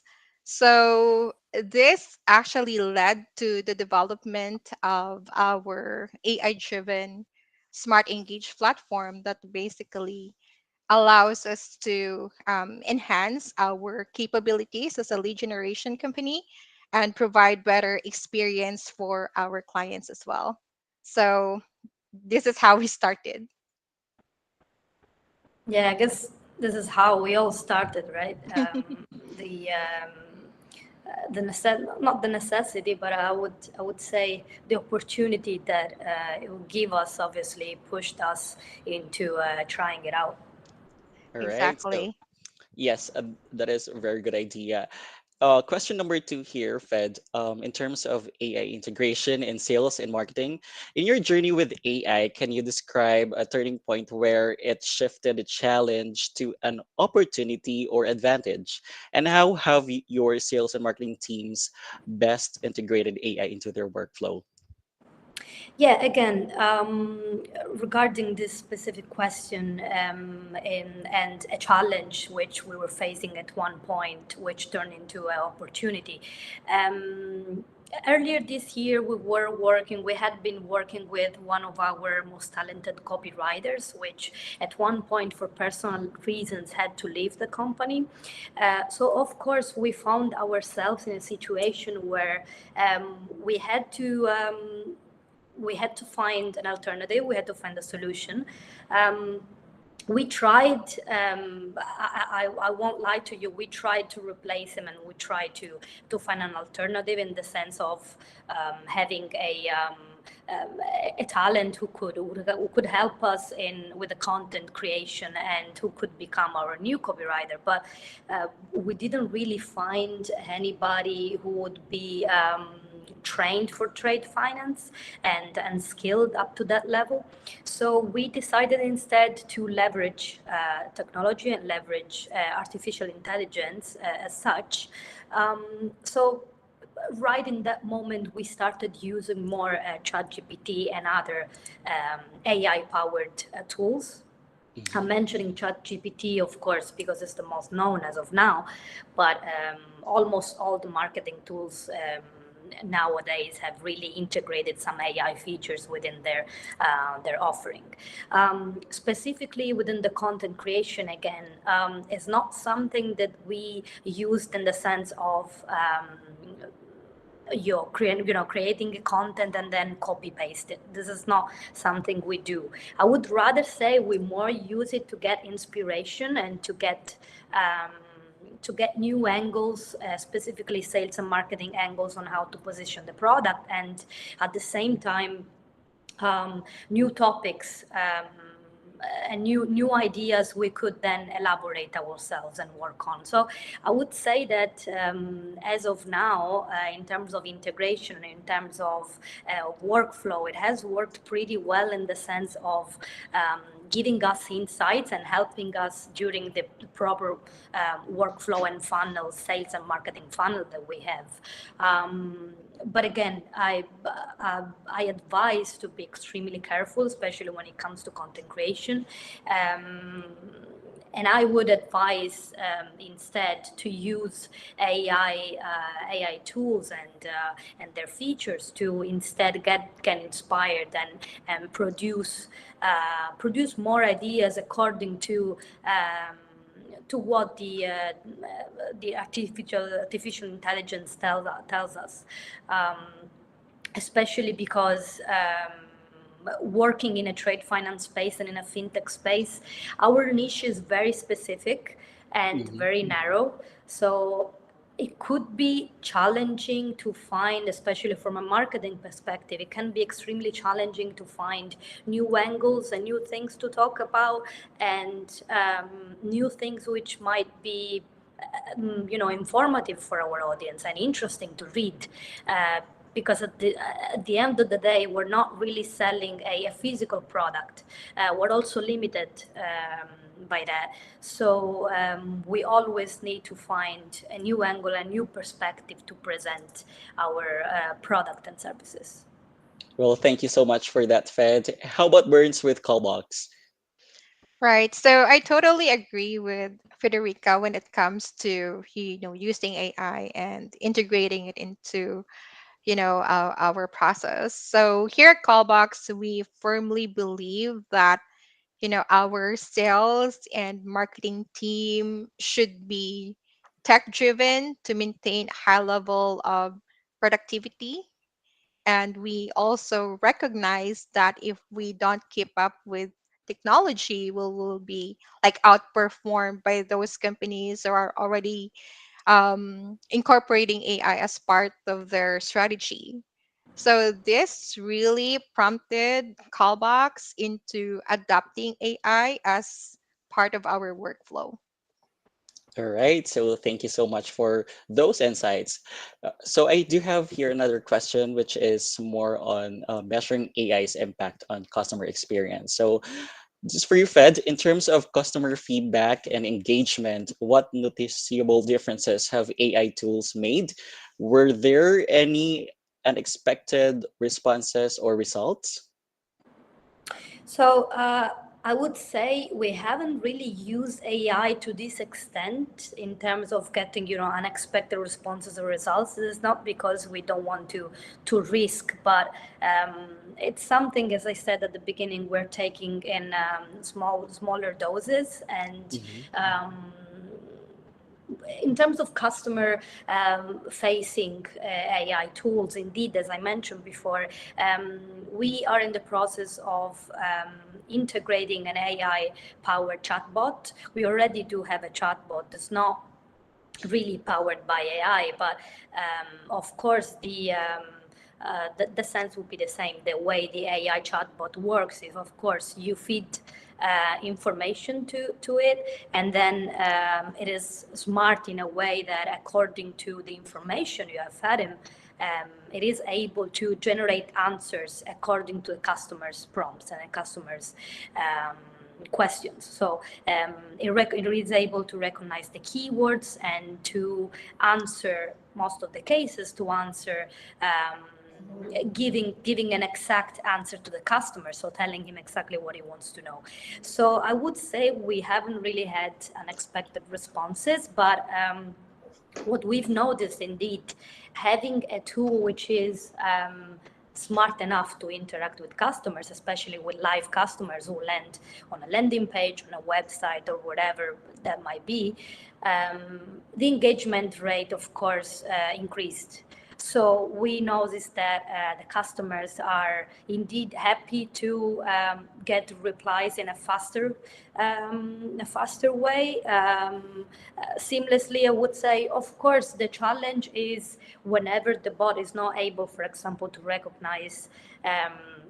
A customer questions, right? That happens, and that happens quite often, especially when um, we have a, for example, a question in a language which is different than English. So if the AI tool doesn't support other languages than English, it might be a challenge unless you have an automatic translation to it. So um, these things are all aspects to consider whenever you go through an integration. And of course, you might have unexpected responses, especially if you have huge traffic driven to your website. So it is something that which has to be taken into account. All right, so thanks, Fred, for that, answer. Next question would be more on balancing tech and human touch. Right, so what's your approach to keeping a balance between automated processes and the human touch in sales and marketing? Do you have any tips for businesses trying to find that sweet spot? Yeah, so again, in terms of balance, I really believe that in any case, even when AI will reach a point in which is super developed and super advanced, um, for certain industries, human interaction will still be necessary.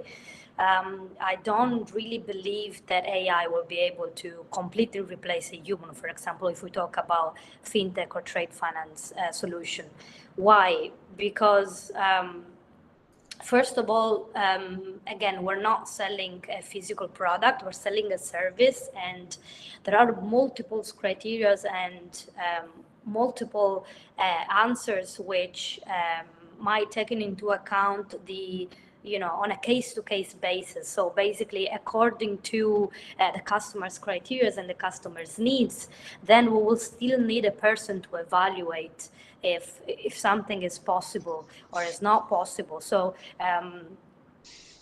us as a fintech company, as a trade finance company, for example, we don't really have such a smooth funnel in the sense that a customer reaches our website and purchases a product. It's more something that has to deal with sure the lead acquisition in terms of the customer wants to get more information about our product, maybe gather more information about it, but then the proper conversion and the final step of the funnel will happen much later. Sometimes it's also it could be a matter of weeks, or it could also be a matter of months, again, because this is something that has to do with also which involves other departments within the company, and the human interaction will still be necessary at one point. Again, a part of the business and a part of the process can definitely be improved and can be enhanced, so part of the human work can be replaced, but not 100% of it. So regarding any tips for businesses trying to find the sweet spot is, again, it really depends on your niche, on the product you're selling, and on the objectives you are and expectations. But again, even if we think about the content creation requirement that any company could have, in order to be able to use AI in the best way possible, you still need a person which is able to generate the right prompts. You need to understand, even though you're talking to a robot and to AI, you need to understand how it works and how it would generate the answers for you. So it's not just a matter of asking a question and you'll get what you want. So you need to be able to study the tool, I would say, over time, and be able to feed the right kind of information and ask the question and the prompts in the right way. All right, well, that's a very great idea. I know, Burns, you have something to add. Yeah, so I totally agree with Felicia. Human interaction is not something that AI could replace. As a service provider, we always have to consider that we are selling to humans and not just another email on the database. So it's really crucial to find a good balance between automated process and human interaction to make sure that we effectively convey what we want to happen in, say, a negotiation.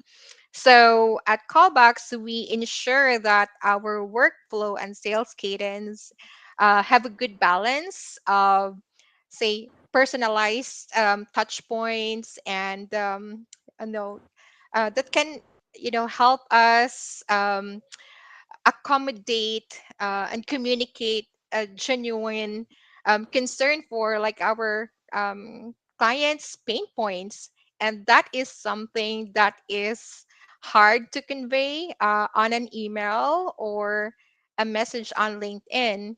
So this is the part wherein automation can help us be more efficient, but truly it is the human expertise in relationship selling that really helps us secure those signed contracts. So for me, human interaction is really crucial to a service provider like Callbox. All right, thanks, Burns. Moving to the question number 5, Fred, could you give us a real life example of a tech tool that's completely changed the game for the sales and marketing practices of your business?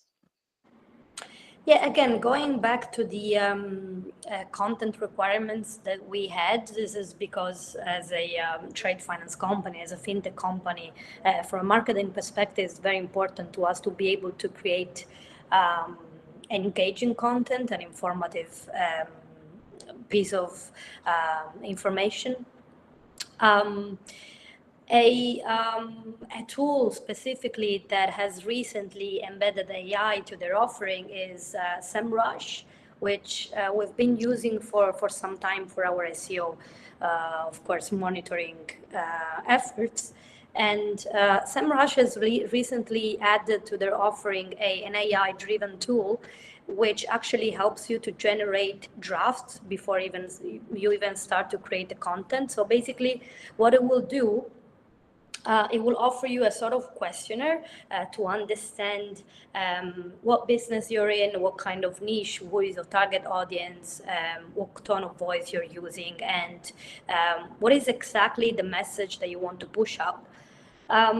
So gathering all this information, SEMrush is able to give you a sort of outline, I would say, of the article you might want to elaborate, and it's a great help, and it helped us in an amazing way because of course when you're thinking about writing an article or a blog or a guest post, whatever piece of article you need to create for the audience, regardless of the channel, the preparation stage and the preparation phase is crucial for the final outcome, right? So I would say the drafting and the establishing of bullet points, which will then be elaborated, is extremely important for the final quality and the final quality of the article indeed.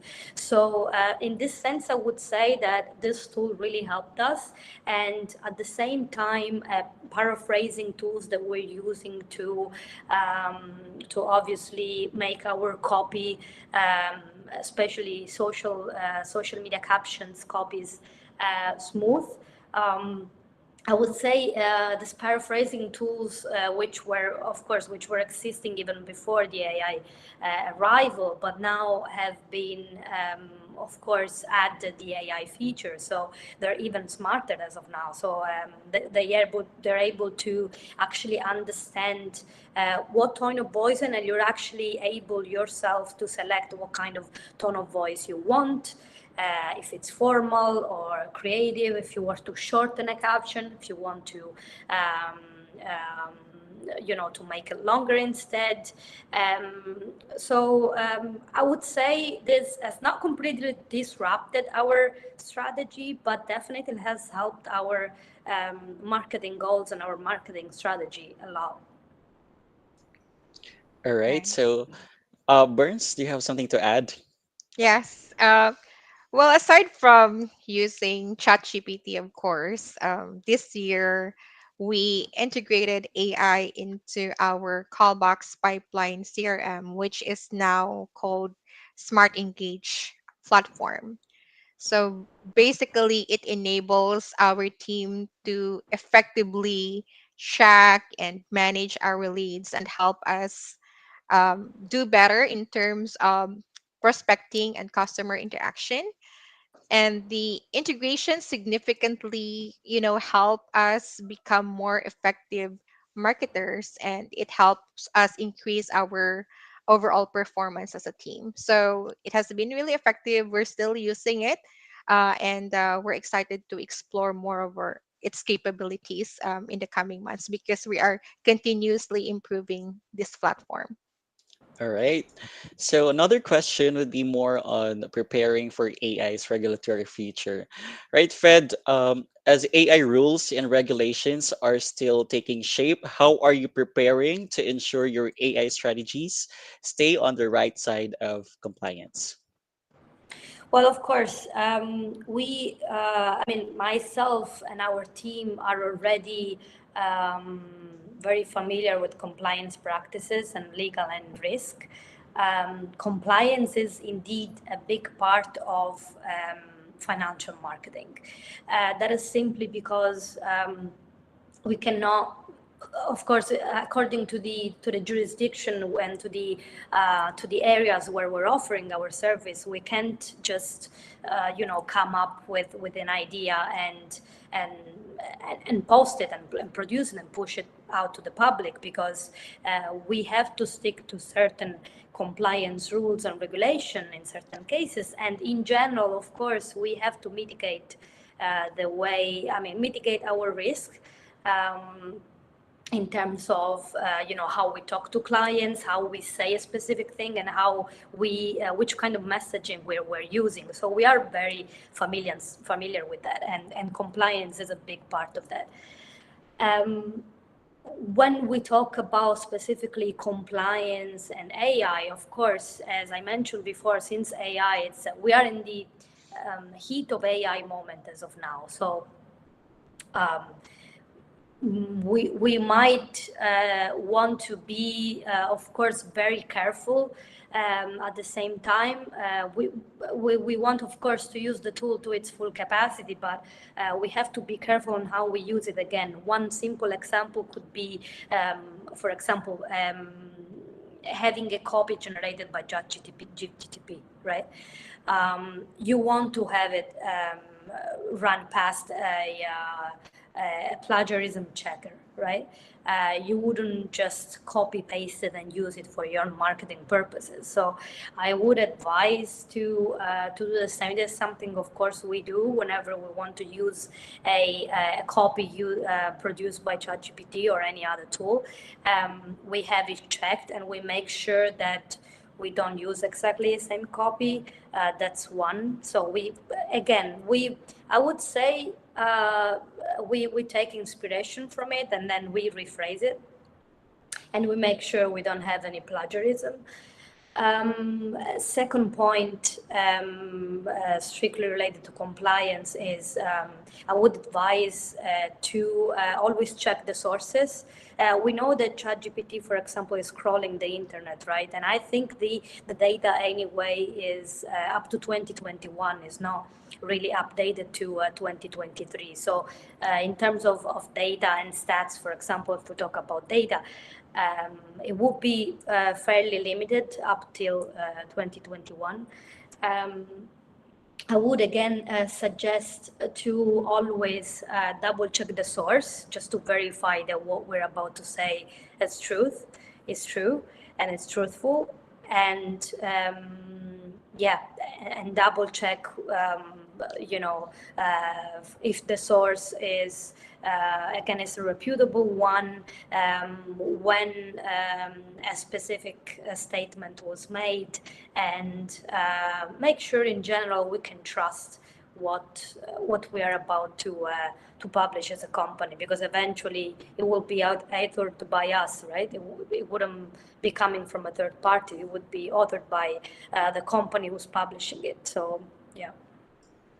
All right, thanks, Fed, for that. Moving on, this is more on evaluating AI's efficiency. Fed, could you share some insights on how to measure the success of AI integration in sales and marketing, and what key performance indicators or KPIs businesses should look out for? Sure, that would really depend, of course, again, in what kind of conversions you're looking for, and what kind of niche you are in.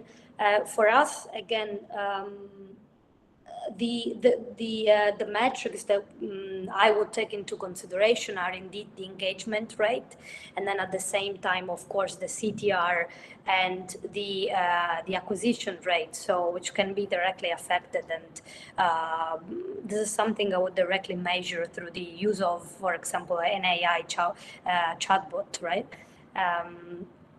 So having a live chat which is powered by artificial intelligence would mean, of course, looking into a faster interaction with clients, a faster responses for your clients, and possibly a higher CTR rate. For example, if you provide, along with the answer, you can provide some links where they can read more about the products or about the information they've asked about. And eventually, of course, it can affect the direct conversion, because if we, for example, taking again Incomland and our company as an example, we might want to have an inquiry on our website as a final conversion, right? So that for us would represent an actual lead. So somebody who has interacted with our bot, who has read more about our products on a specific landing page, and then who has actually performed a specific action. So in this case, filled out a form. So that for us would represent a conversion. So these are the three metrics that I would take into consideration, and that I believe could be directly affecting the engagement rate, the CTR, and conversion rate eventually. All right, so thank you so much for that, Fed. Birds, do you have something to add for Callbox? Right. So here at Callbox, we also measure those engagement rate, right? But since the technology is quite new and too early in the adaptation process, we don't have specific KPIs for them yet. Although we look at engagement rate, we look at number of touch points, we look at activities. But as of this time, we're still studying what would be the best KPIs that we need to implement for this new technology. So as of this time, this is still pretty new for us, but we are exploring what would be the best KPI. So it's still under discussion, and we should be able to come up with the best KPIs probably in the coming weeks. So yeah. All right, thanks, Burns. I think we're down to our last question. Right. Fed, for businesses that are either considering or hesitant about adopting or adapting AI in their sales and marketing, what advice would you give to help them overcome their fears and take the first step toward AI integration? Yeah, again, so for those who are new to AI and just who are just trying it out and trying to understand how it works, I would highly suggest to go with, again, baby steps. So try to to get familiar with the tool, try to see how it works and how we can understand and be understood also from the tool itself. I wouldn't, again, do a complete shift from replacing, for example, a specific role or a specific person, and shift it completely to AI. This is something that, of course, I believe no company would do, at least not having a full idea of how AI works. Um, what I would suggest is to definitely, have a team who can interact with it, maybe see what kind of feedback you get from customers, again, according to the niche you're in and what your business is. But I wouldn't. I would say don't be, of course, don't be scared, don't be hesitant. Of course, it's something new.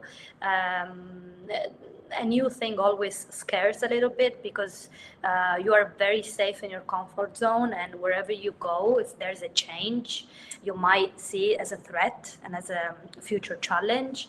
But at the same time, this is how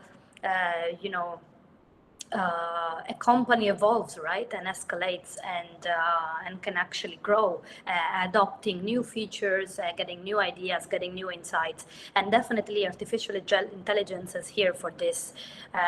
So I would be cautious, but I wouldn't think about it twice, and I would delve into it definitely with baby steps. All right. Thank you, Fed. How about Burns with Callbox?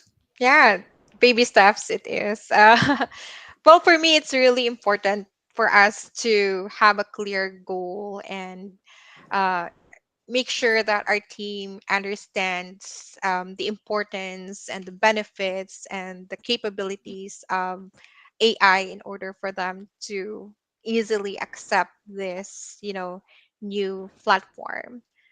And it's also important to have like a user friendly platform so that way your team will use it uh, more easily. So if you have like a complicated platform, your team will hesitate to use it because they're having a hard time.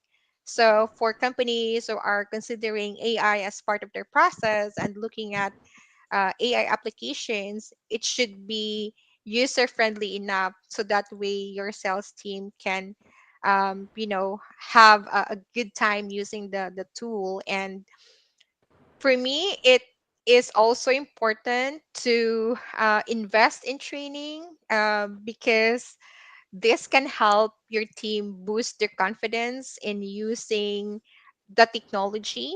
So those steps will definitely help your team, overcome their hesitation and fully embrace the use of this new AI technology.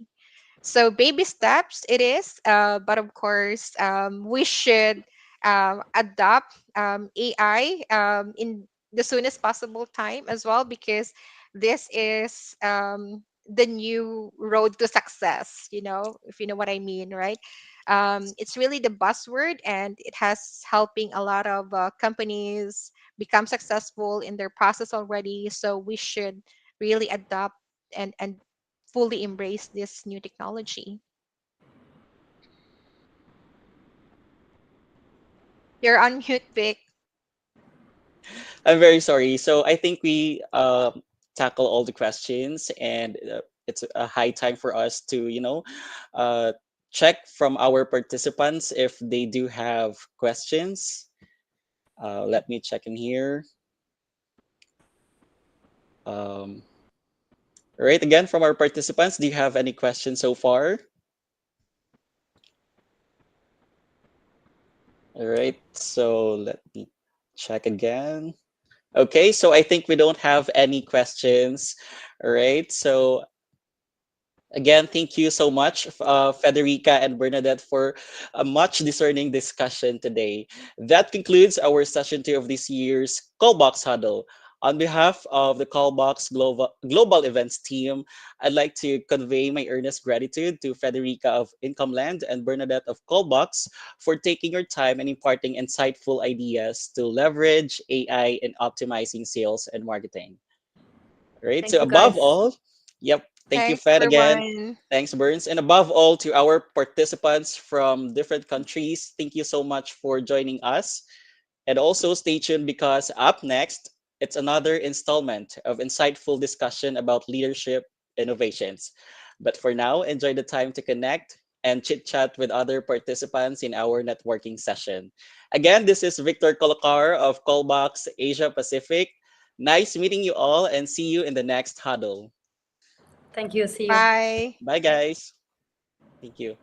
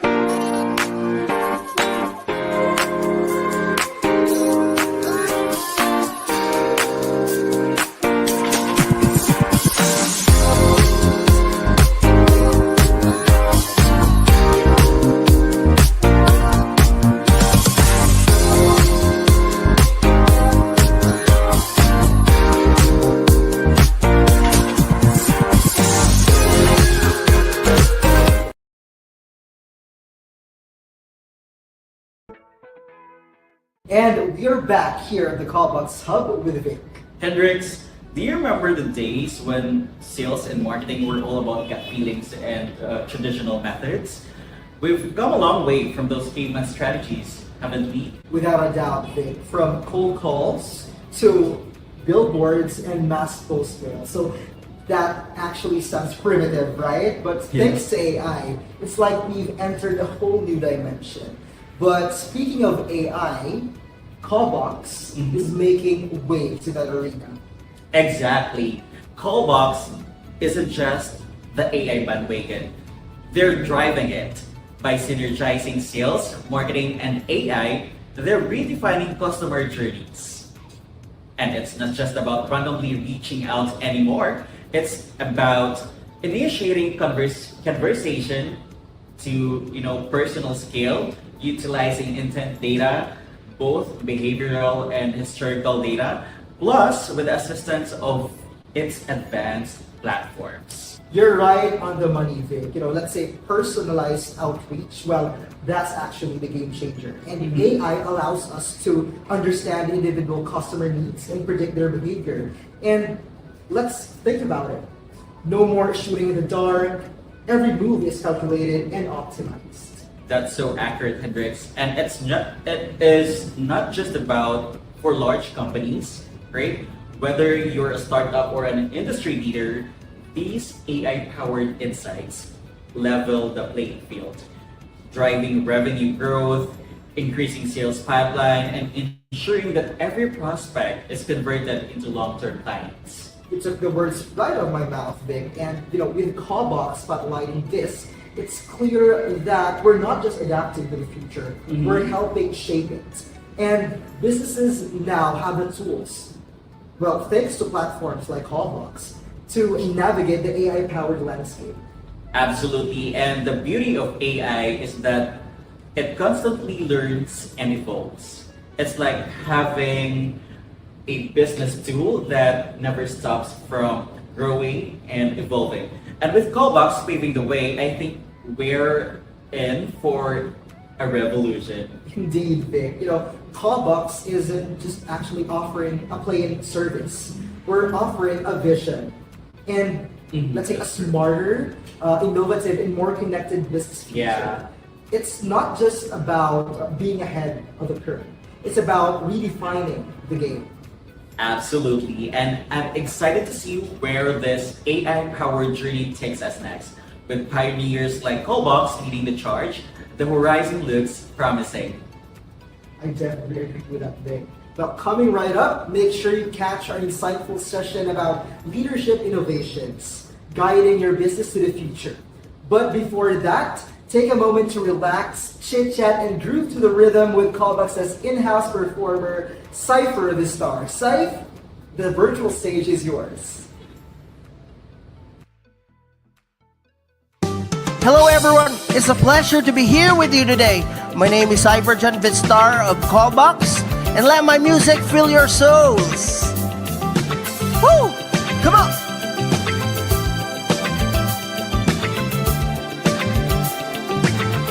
Ooh, I would take the stars out of the sky for you. Stop the rain from falling if you ask me to. I'll do anything for you, your wish is my command. I could move a mountain when your hand is in my hand. Oh, words could not express how much you mean to me. There must be some other way to make you see. If it takes my heart and soul, you know I'll pay the price. Everything that I possess, I gladly sacrifice. Oh, you to me are everything, the sweetest song that I can sing. Oh, baby, oh, baby. To you, I guess I'm just a clown who picks you up each time you're down. Oh, baby, oh, baby. You give me just a taste of love to build my hopes upon. You know you've got the power, girl, to keep me holding on. Oh, now you've got the best of me, come on, take the rest of me, oh baby.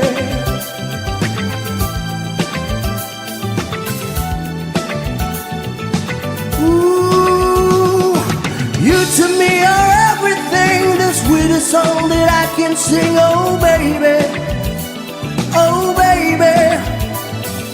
You to me are everything, the sweetest song that I can sing, oh baby, oh baby.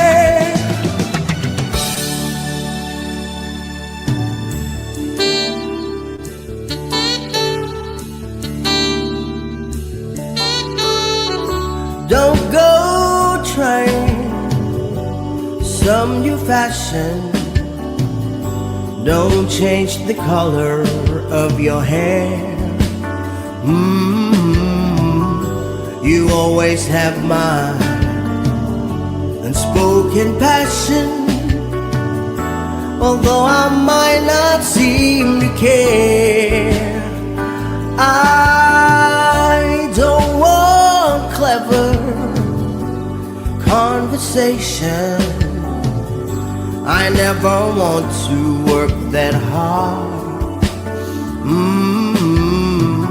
I just want someone that I can talk to. I want you just the way you are.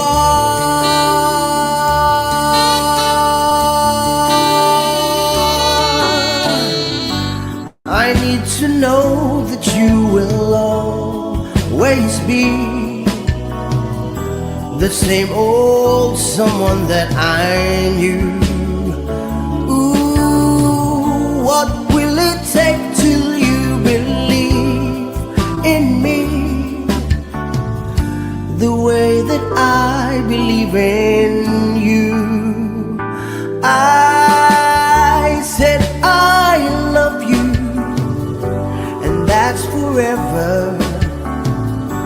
And this I promise from the heart.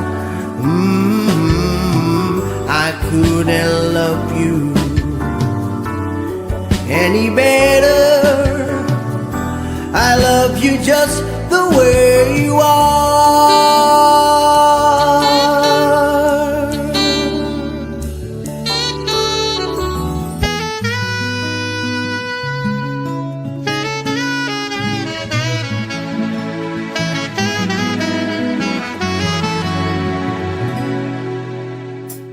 Ooh, baby, I love your way every day, yeah, yeah. Ooh, baby, I love your way every day. Shadows grow so long before my eyes, and the moving across the page. Suddenly the day turns into night, far away from the city. But don't hesitate, 'cause your love just won't wait. Ooh, baby, I love your way every day, yeah, yeah. I wanna tell you I love your way every day, yeah. Wanna be with you night and day.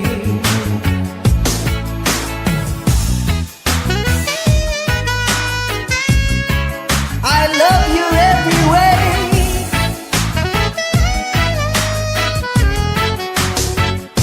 You let me love you, let me love you.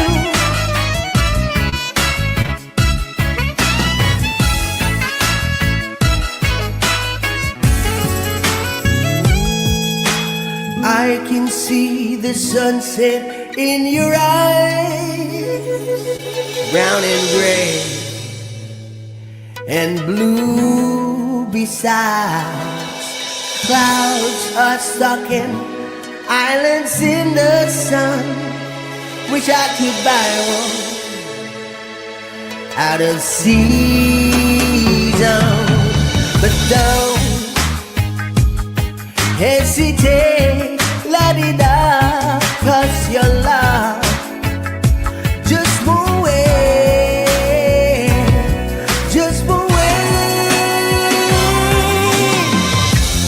Ooh, baby, I love your way every day, yeah, yeah. I wanna tell you I love your way every day, yeah. Wanna be with you night and day.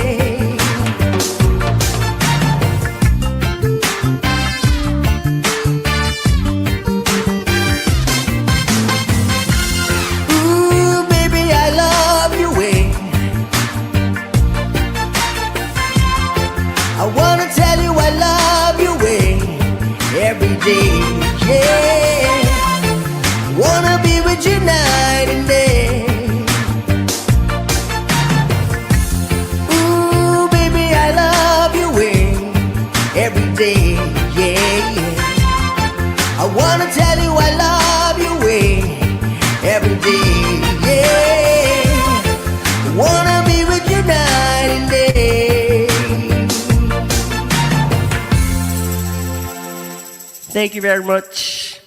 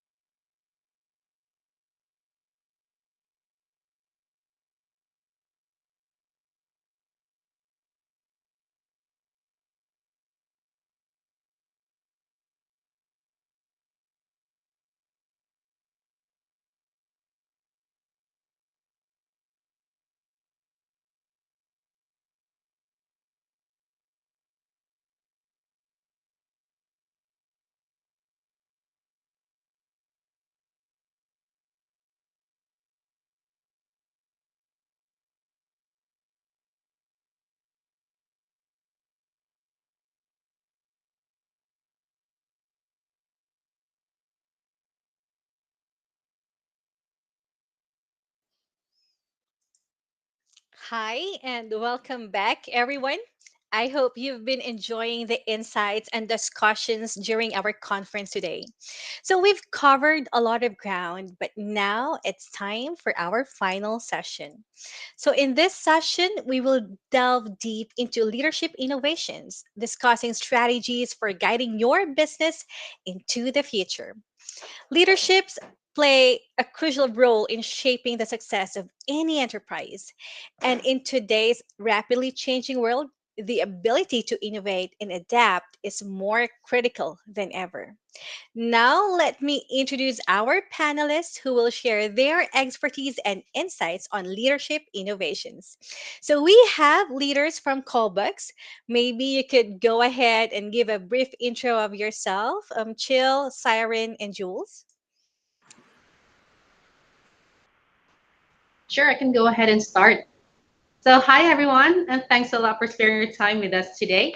Welcome to Leadership Innovation. My name is Chilian Roque, and I am one of the operations manager for Asia Pacific, working at Callbox for a decade and counting. I spent my young professional life growing together with Callbox, seeing how it continually strives and adapt to ever-changing market developments. I am happy to share with you in a while some tips and tricks that can be utilized in your leadership journey. So, welcome here. Hey, thank you, Chilian. How about you, Sai?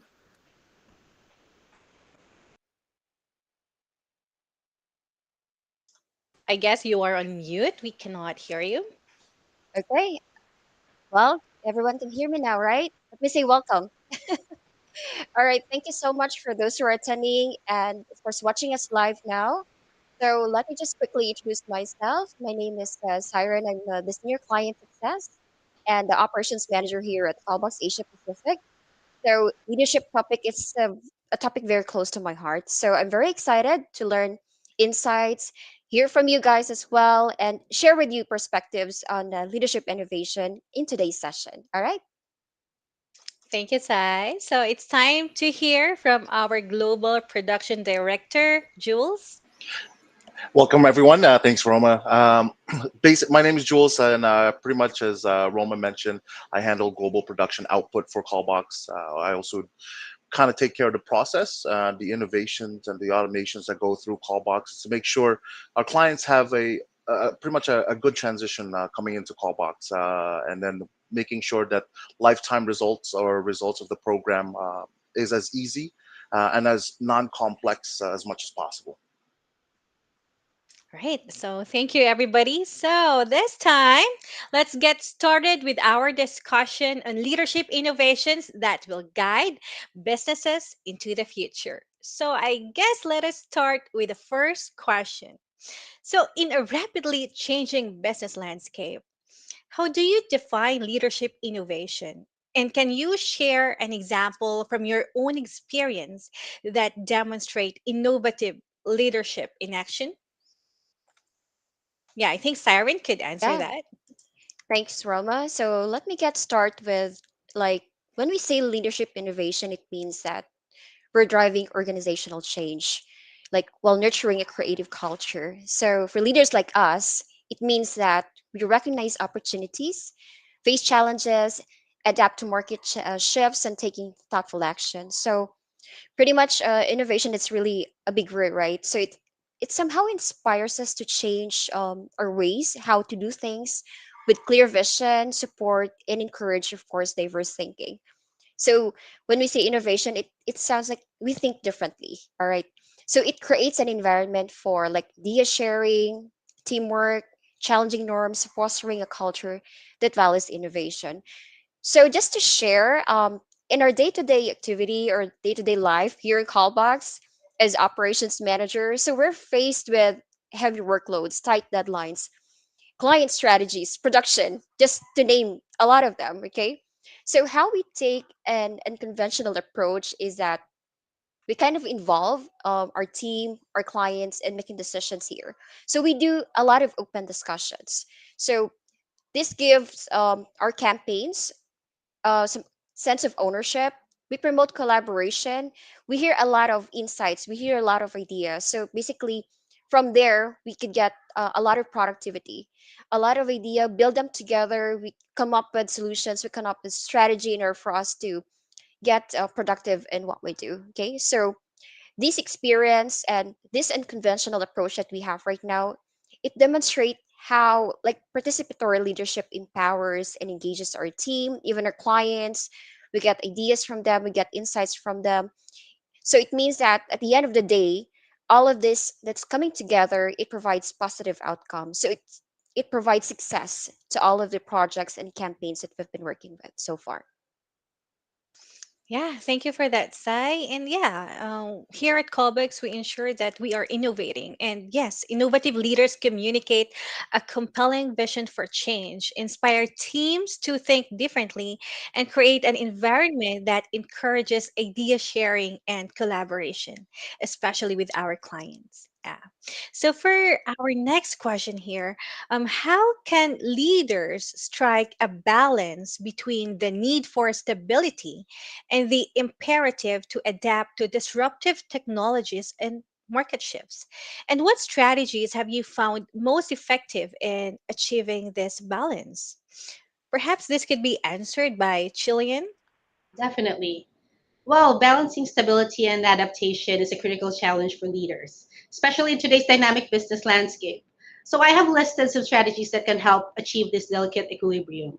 So, to start with, maybe we can start with contextual awareness. So, leaders should deeply understand the specific context in which their organization operates. So, this awareness allows them to tailor their approach, recognizing when stability is essential and when adaptation is necessary. And to be able to do this, there should be flexibility in leadership style. So fixed leadership styles are outdated right now. Effective leaders adjust their management style based on changing situations. They adapt to external pressures and revise plans as needed. With that, here is where what Sai mentioned earlier, holistic approach comes in.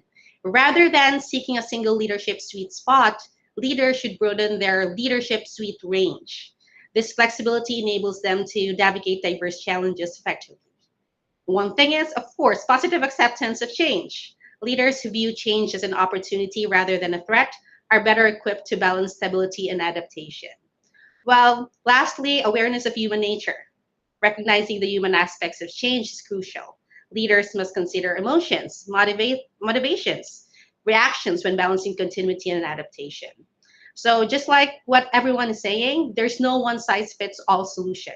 Effective leaders continuously refine their approach, expanding their leadership range to thrive in an ever evolving environment. Yeah, that's true, Chilean. Actually, the only thing constant in this world is change, right? We all know that. And as leaders, we should be versatile enough to adapt to those changes, right?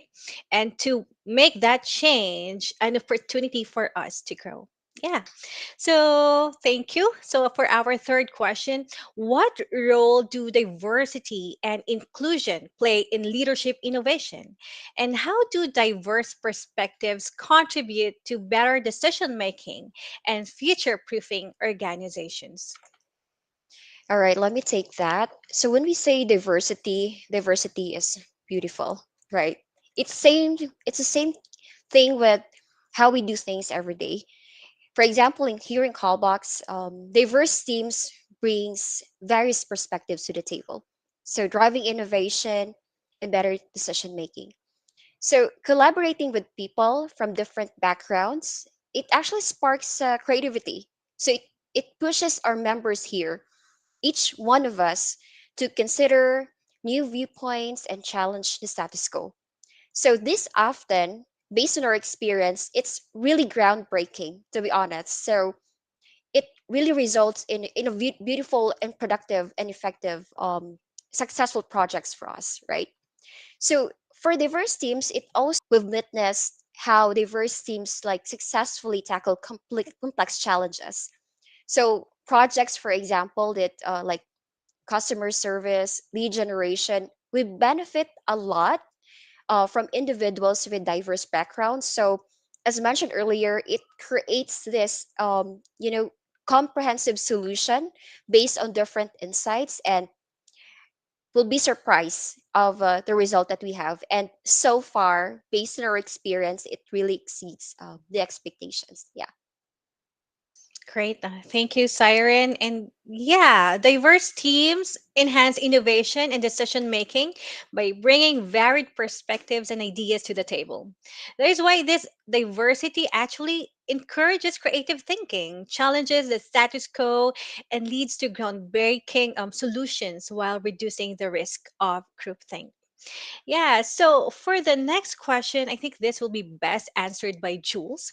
So, in the context of global leadership, Jules, how do you ensure that leaders at different offices are aligned with our mission and vision? And what mechanisms do you have in place for promoting leadership continuity across various locations?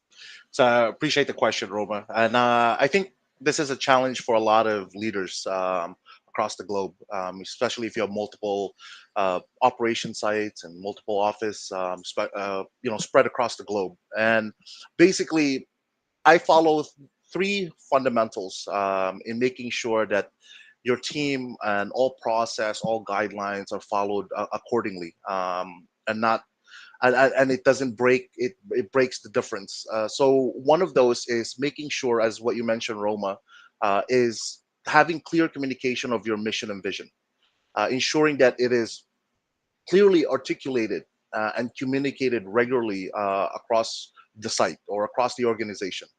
You have to use multiple channels to be able to kind of communicate that. And the more channels you have available for communication within your organization, the better.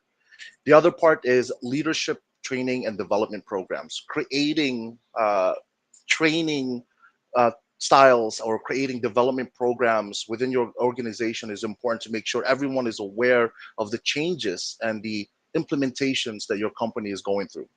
So we implement that on a regular basis. We have a monthly training and development programs created for each specific roles, and that's very important that we are on a monthly basis, or every time implementation is made, we are actually providing that training and that support to our leaders. The next part is regular check-ins and meetings. All right, I could probably talk about this topic for about an hour. Yeah, but having check-ins and meetings is very important. It's not like we don't trust the employee or our team, but we want to be able to get the updates that we're looking for as far as meeting the metrics, the KPIs, trying to see how they're doing, how was the implementation been doing.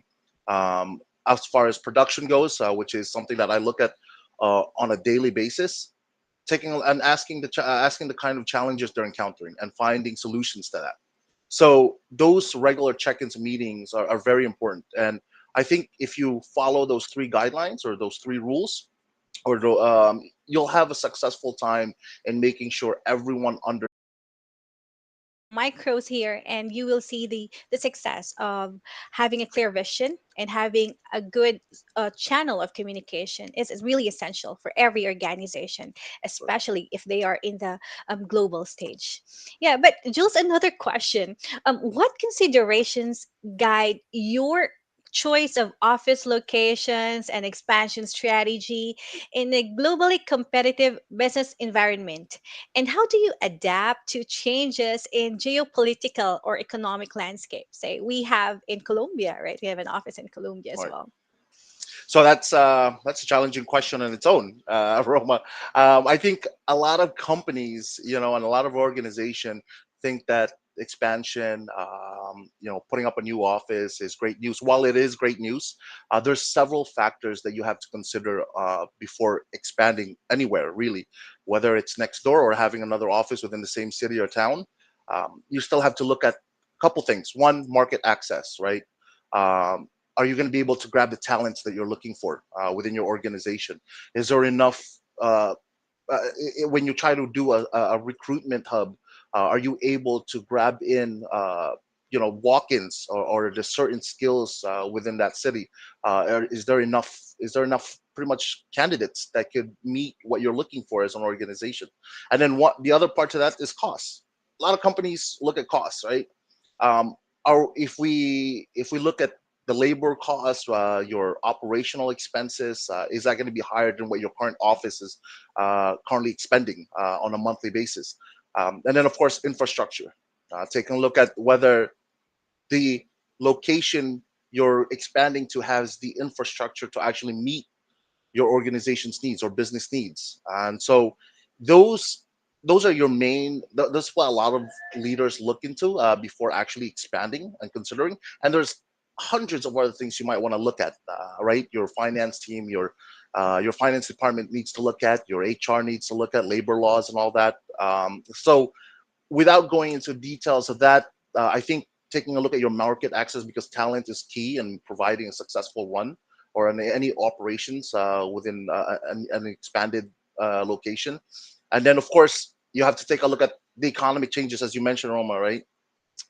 Adapting to these changes. So having an agile strategy where you can adjust your operations and create new partnership within the location that you're in, I think is also important to have. And then trying to on when you've kind of started off an opening a new site or a new operation site, just like the one we have in Colombia. You have to kind of monitor and analyze whether it is something that's going to be successful. You might have to start small and then grow up to that. But of course, it's about taking a look at whether the location you're expanding to have what your business needs or what you are looking for before even expanding to it. It's not as much as we want to all be in every country in the world. We want to have an office in every country. Sometimes you have to be strategic about expanding, right? And for Callbox, the sites we have are strategically placed to ensure that we meet client needs and business needs. It is for our clients to make sure that they know that at the same time we have global presence, but at the same time, if they ever wanted to fly down and take a look at what we do, that's an opportunity for them without having to go far. Yeah, that's true. Developing a new market, right, that you've never been before is really challenging, especially knowing the external environment within that country. Perhaps that is why that most of our clients are outsourcing, right? Remote, right? Working remotely. Yeah, so I think we have also a question here for Chilian. Can you provide insights into the challenges and opportunities of managing a distributed workforce? And how do you support remote and globally dispersed employees to foster productivity and, of course, well being? Certainly, Roma. So, managing a distributed workforce presents both challenges and opportunities. And I tell you, there are a lot of challenges that needs to be addressed and overcome with having remote staff. Some of the challenges we encounter here in Callbox is first, number one, communication. Coordinating across different time zones and locations requires intentional planning. Clear communication channels are essential to avoid misunderstanding and ensure everyone stays informed. We also have company culture. Maintaining a cohesive culture when team members are physically apart can be tricky. So, efforts like virtual team building activities, regular check ins, just like Jules mentioned, and shared values help bridge the gap. Also, collaboration. Collaborating on projects becomes more complex without face to face interactions. Leaders must foster a collaborative mindset and provide tools for seamless virtual collaboration. One challenge we have would be productivity monitoring. Ensuring productivity without micromanaging is challenging. Leaders need to strike a balance between trust and accountability. But of course, there are a lot of opportunities and strategies in having remote staff. First would be cost saving. A distributed workforce reduces overhead costs, for example, office spaces, utilities, etc. It allows businesses to tap into global talent pools without geographical constraints. We also have diverse perspectives. So, geographically dispersed teams bring diverse viewpoints, enhancing creativity and problem solving. So, a new set of eyes, a new set of ideas. And remote work offers flexibility, so improving work life balance and attracting top talent. With that said, we are not bound to the limited resources and talent of people in a specific location. And lastly, technology adoption. So distributed teams rely on digital tools. That means investing in robust communication platforms, project management software, and cybersecurity ensures smooth operations. One of the questions that you have here as well will be support on their well-being. So of course, we need to look into that.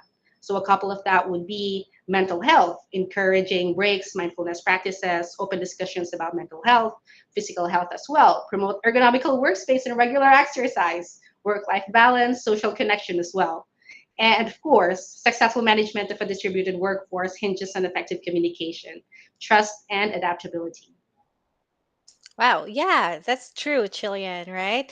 There should be shared values because whether you are working remotely in a globally dispersed, in a global stage in different parts of the world, still there should be shared values in every employee.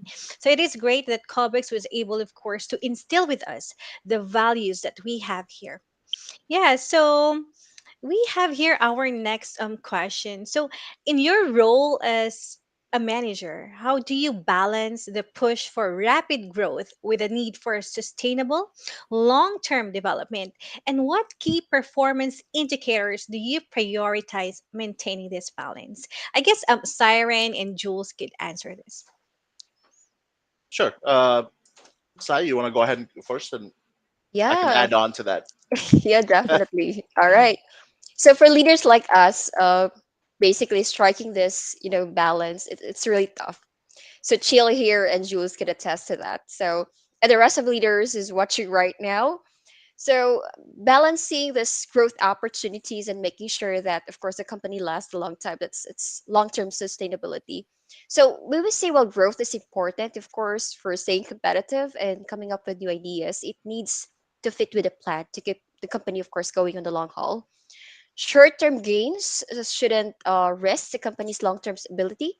So good leaders basically carefully think about how to expand, how to manage those risks, understanding market trends to strike this balance. So it's going to be mix of benefits of this growth benefits that we have right now. It should have that smart decision making, making sure the company keeps being successful. So pretty much, besides of course our financial numbers that we have in here, these are some of the important things I think should be included. That includes of course customer loyalty and satisfaction. It shows how happy our clients are, right? Employee happiness. I think we kind of touched a little bit on that on the well-being chill, right? And which basically, if this reflects how well the workers are doing. Aside from that, of course, the impact that we'll be having in the long run, it helps us to see how sustainable and social responsible the company is. So these are non-financial indicators, let me say that, but it gives us a complete view of how well the organization is doing and show that it cares about its stakeholders. So I think balancing this, we can say that we're doing the right thing. Right, Jules? Right. And just to add to that, Tarina has said had some great points. I mean, customer value or client lifetime value is very important to track, and then in keeping employee engaged and taking a look at retention. Your employee retention is very important to making sure your organization is actually on the for the long haul.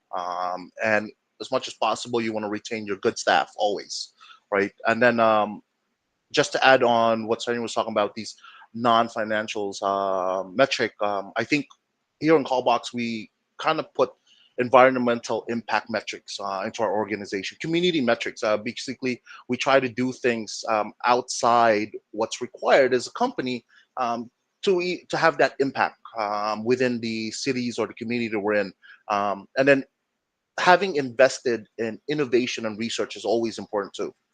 And I think those are the two things I want to add to that. And as a company and as organization, for the leaders that are watching, I'm pretty sure you guys also take a look at that and want to provide some sort of, let's just say, strategy into creating some sort of impact within not only the organization and your staff, but also outside of that. It's key that you get your company recognized to be sustainable, one that creates a great environment for employees, and at the same time, successful in maintaining client values. I think those are things that must be added, and you want to take a look at in the current environment or the current generation we're in. Yeah, that's true. So, in short, leaders face the challenge of balancing growth with long term company stability by ensuring that expansion aligns with sustainable, right? Sustainable strategy. So, again, we should also consider non financial metrics such as customer retention and, of course, employee satisfaction. So if we want to retain our clients or our customers, then might as well we have to satisfy our employees and retain them, right? This is to assess an organization's holistic approach, emphasizing its commitment to sustainability and of course ethical practices. Yeah, so I guess we have here the last question for the three of you. Yeah, so from a management perspective, how do you critically assess the impact of automation on your team's workflow and morale? And what steps do you take to ensure a smooth transition while retaining critical human elements in client relations and, of course, problem solving? So I guess I'll go ahead and chime in on that question first, Roma. So I think one of the best ways you can assess that is actually by having, and then we assess that. We take those data and we assess that and whether we should continue or push forward with those innovations or changes. So I think employee feedback is always key in trying to assess whether something is being a smooth transition, and is it making a big impact to our clients. Clients are still important, and we want to make sure that we're not making their life difficult. they they come to Callbox to make their lives easier, and so we don't want to make it difficult for them. So I think we always take a look at those data and analyze that. And just to add to that, to chime in with Jules, Callbox firsthand experienced this transition that we would like to happen. There are a lot of things that we would like to happen, we would like to adapt, we would like to purchase, but we would like to make sure that we don't overhaul everything at once. So Callbox itself Step back a little bit. Start with one or two processes. Once successful, gradually automate more workflows. Avoid overwhelming the team with abrupt changes.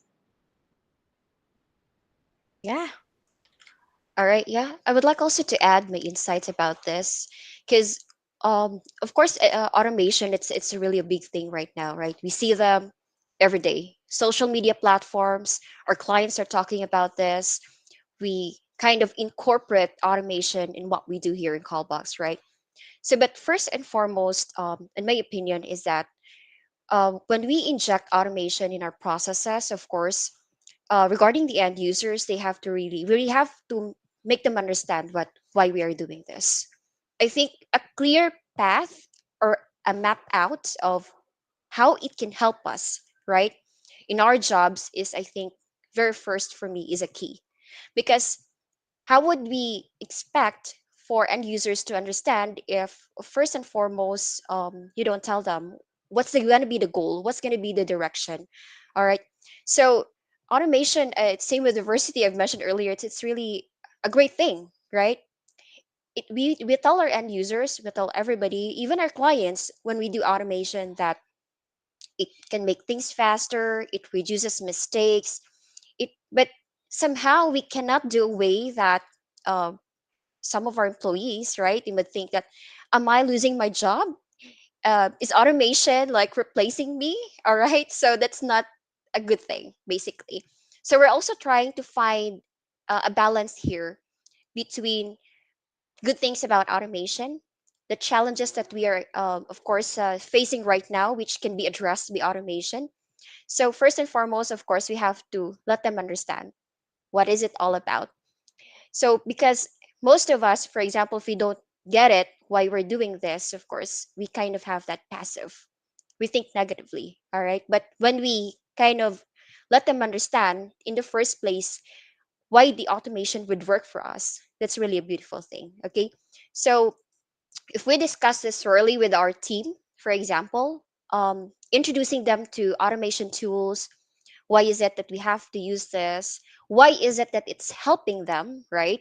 So I think our output here, our team members became more effective and become more confident, all right? So one thing that I highly recommend when we do this automation things, introducing automation in our processes, is that making sure that the new skills that are needed are actually in there, so we upskill our employees, right? So even though we have this automation tools that we have, at the end of the day, we still need that human touch, human connection with the right mix of technology. All right. The end result for Callbox is that, of course, as what we have discussed earlier, is to make our employees happy.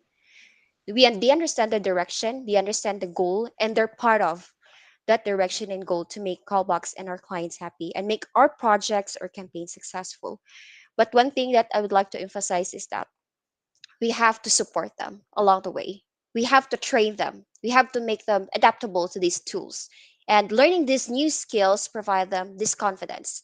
So with this confidence, they would be able to deliver what is expected of them.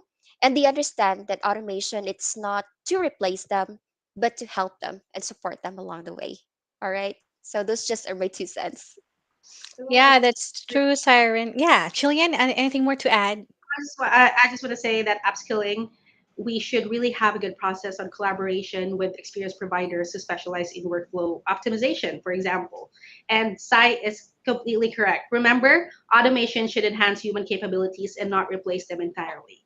So there should be a balance in efficiency with a human touch. And this is the key to a successful implementation. Yeah, and if you could remember our previous webinars and seminars before, the three parts of callbacks: process, platform, and people. So without people, right, without their expertise, without their value, then how are we going to use the platform? How are we going to use the process, right? So yeah, so balancing the advantages and disadvantages of automation is of course crucial to create an efficient and engaged workforce. And to manage change effectively, implement reskilling programs, foster an innovative culture, and combine automation with personalized interactions for seamless customer experience, preserving, of course, human connections during technological advancement. Yeah, so I'm not sure if our audience here have anything to ask Jules, Chilean, and Siren. Are there any questions from the audience? None? All right. So any last words from, of course, our Callback leaders? I think for I might I might like to add something to that. Basically, right now I think the marketing world, or even just business wise, I think that there's a lot of movements into automation, innovation, and then AI. Right, over the last 2 to 3 years, I think that's been addressed, and rapidly it's going at a very fast rate where companies are struggling to cope and understand where they want to put a lot of their efforts, AI or people, right?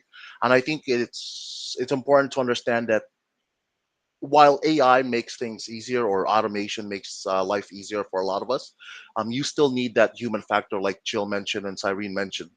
That human factor is key to making sure that your program or your business needs are being met accordingly.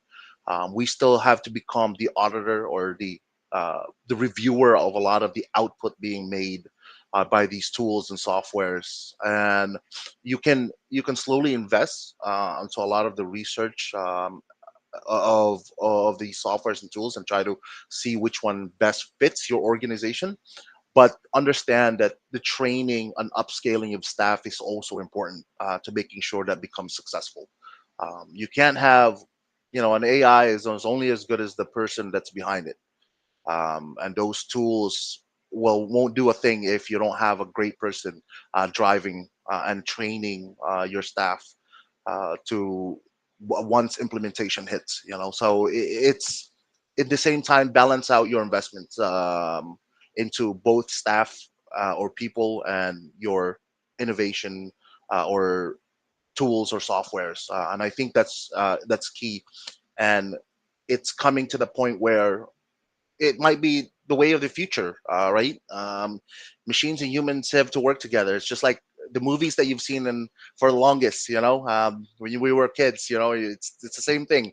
It's coming to just a matter of lifetime experience or realism to that, and seeing that transition while we're in this in the work or the field that we're in. You can see that firsthand, and so to make sure they don't turn back on you. You have to make sure you kind of have to control, and make sure you put the necessary details that needs to happen to make sure that it works correctly as how you see fit, so that they don't go all over the place, and next thing you know, you got an iRobot coming through.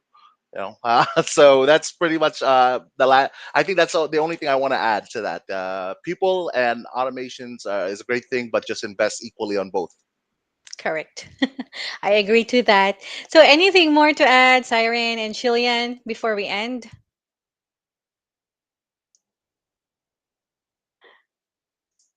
All right. So I'd like again to extend our gratitude to our panelists for sharing their valuable insights and, of course, experiences. So, leadership innovations are essential for guiding businesses into the future. And, of course, we've learned so much today. So, thank you for being a part of this incredible conference. And we hope you leave with a wealth of knowledge to help you thrive in this ever evolving business landscape. So stay tuned for more exciting content ahead. Back to you, Hendrix and Vic. Thank you, everyone. Thanks, Roma.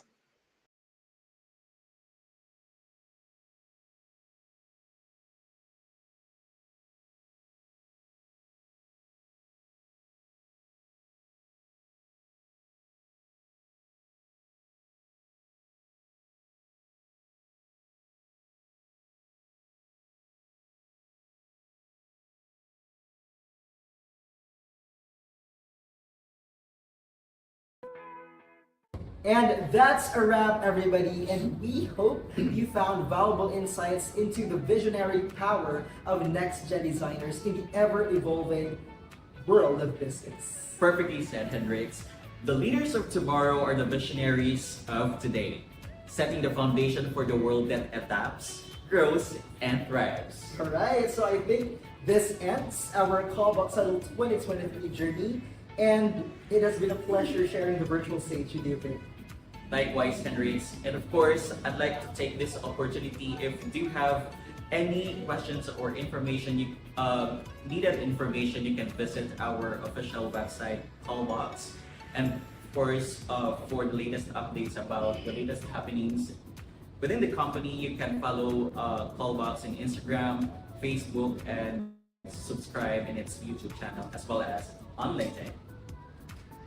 And of course, to our participants, thanks for joining us today, and we look forward to catching you on the next edition. And this is the Callbox Huddle 2023, building tomorrow's business today. Bye, everybody. Have a great day. Bye.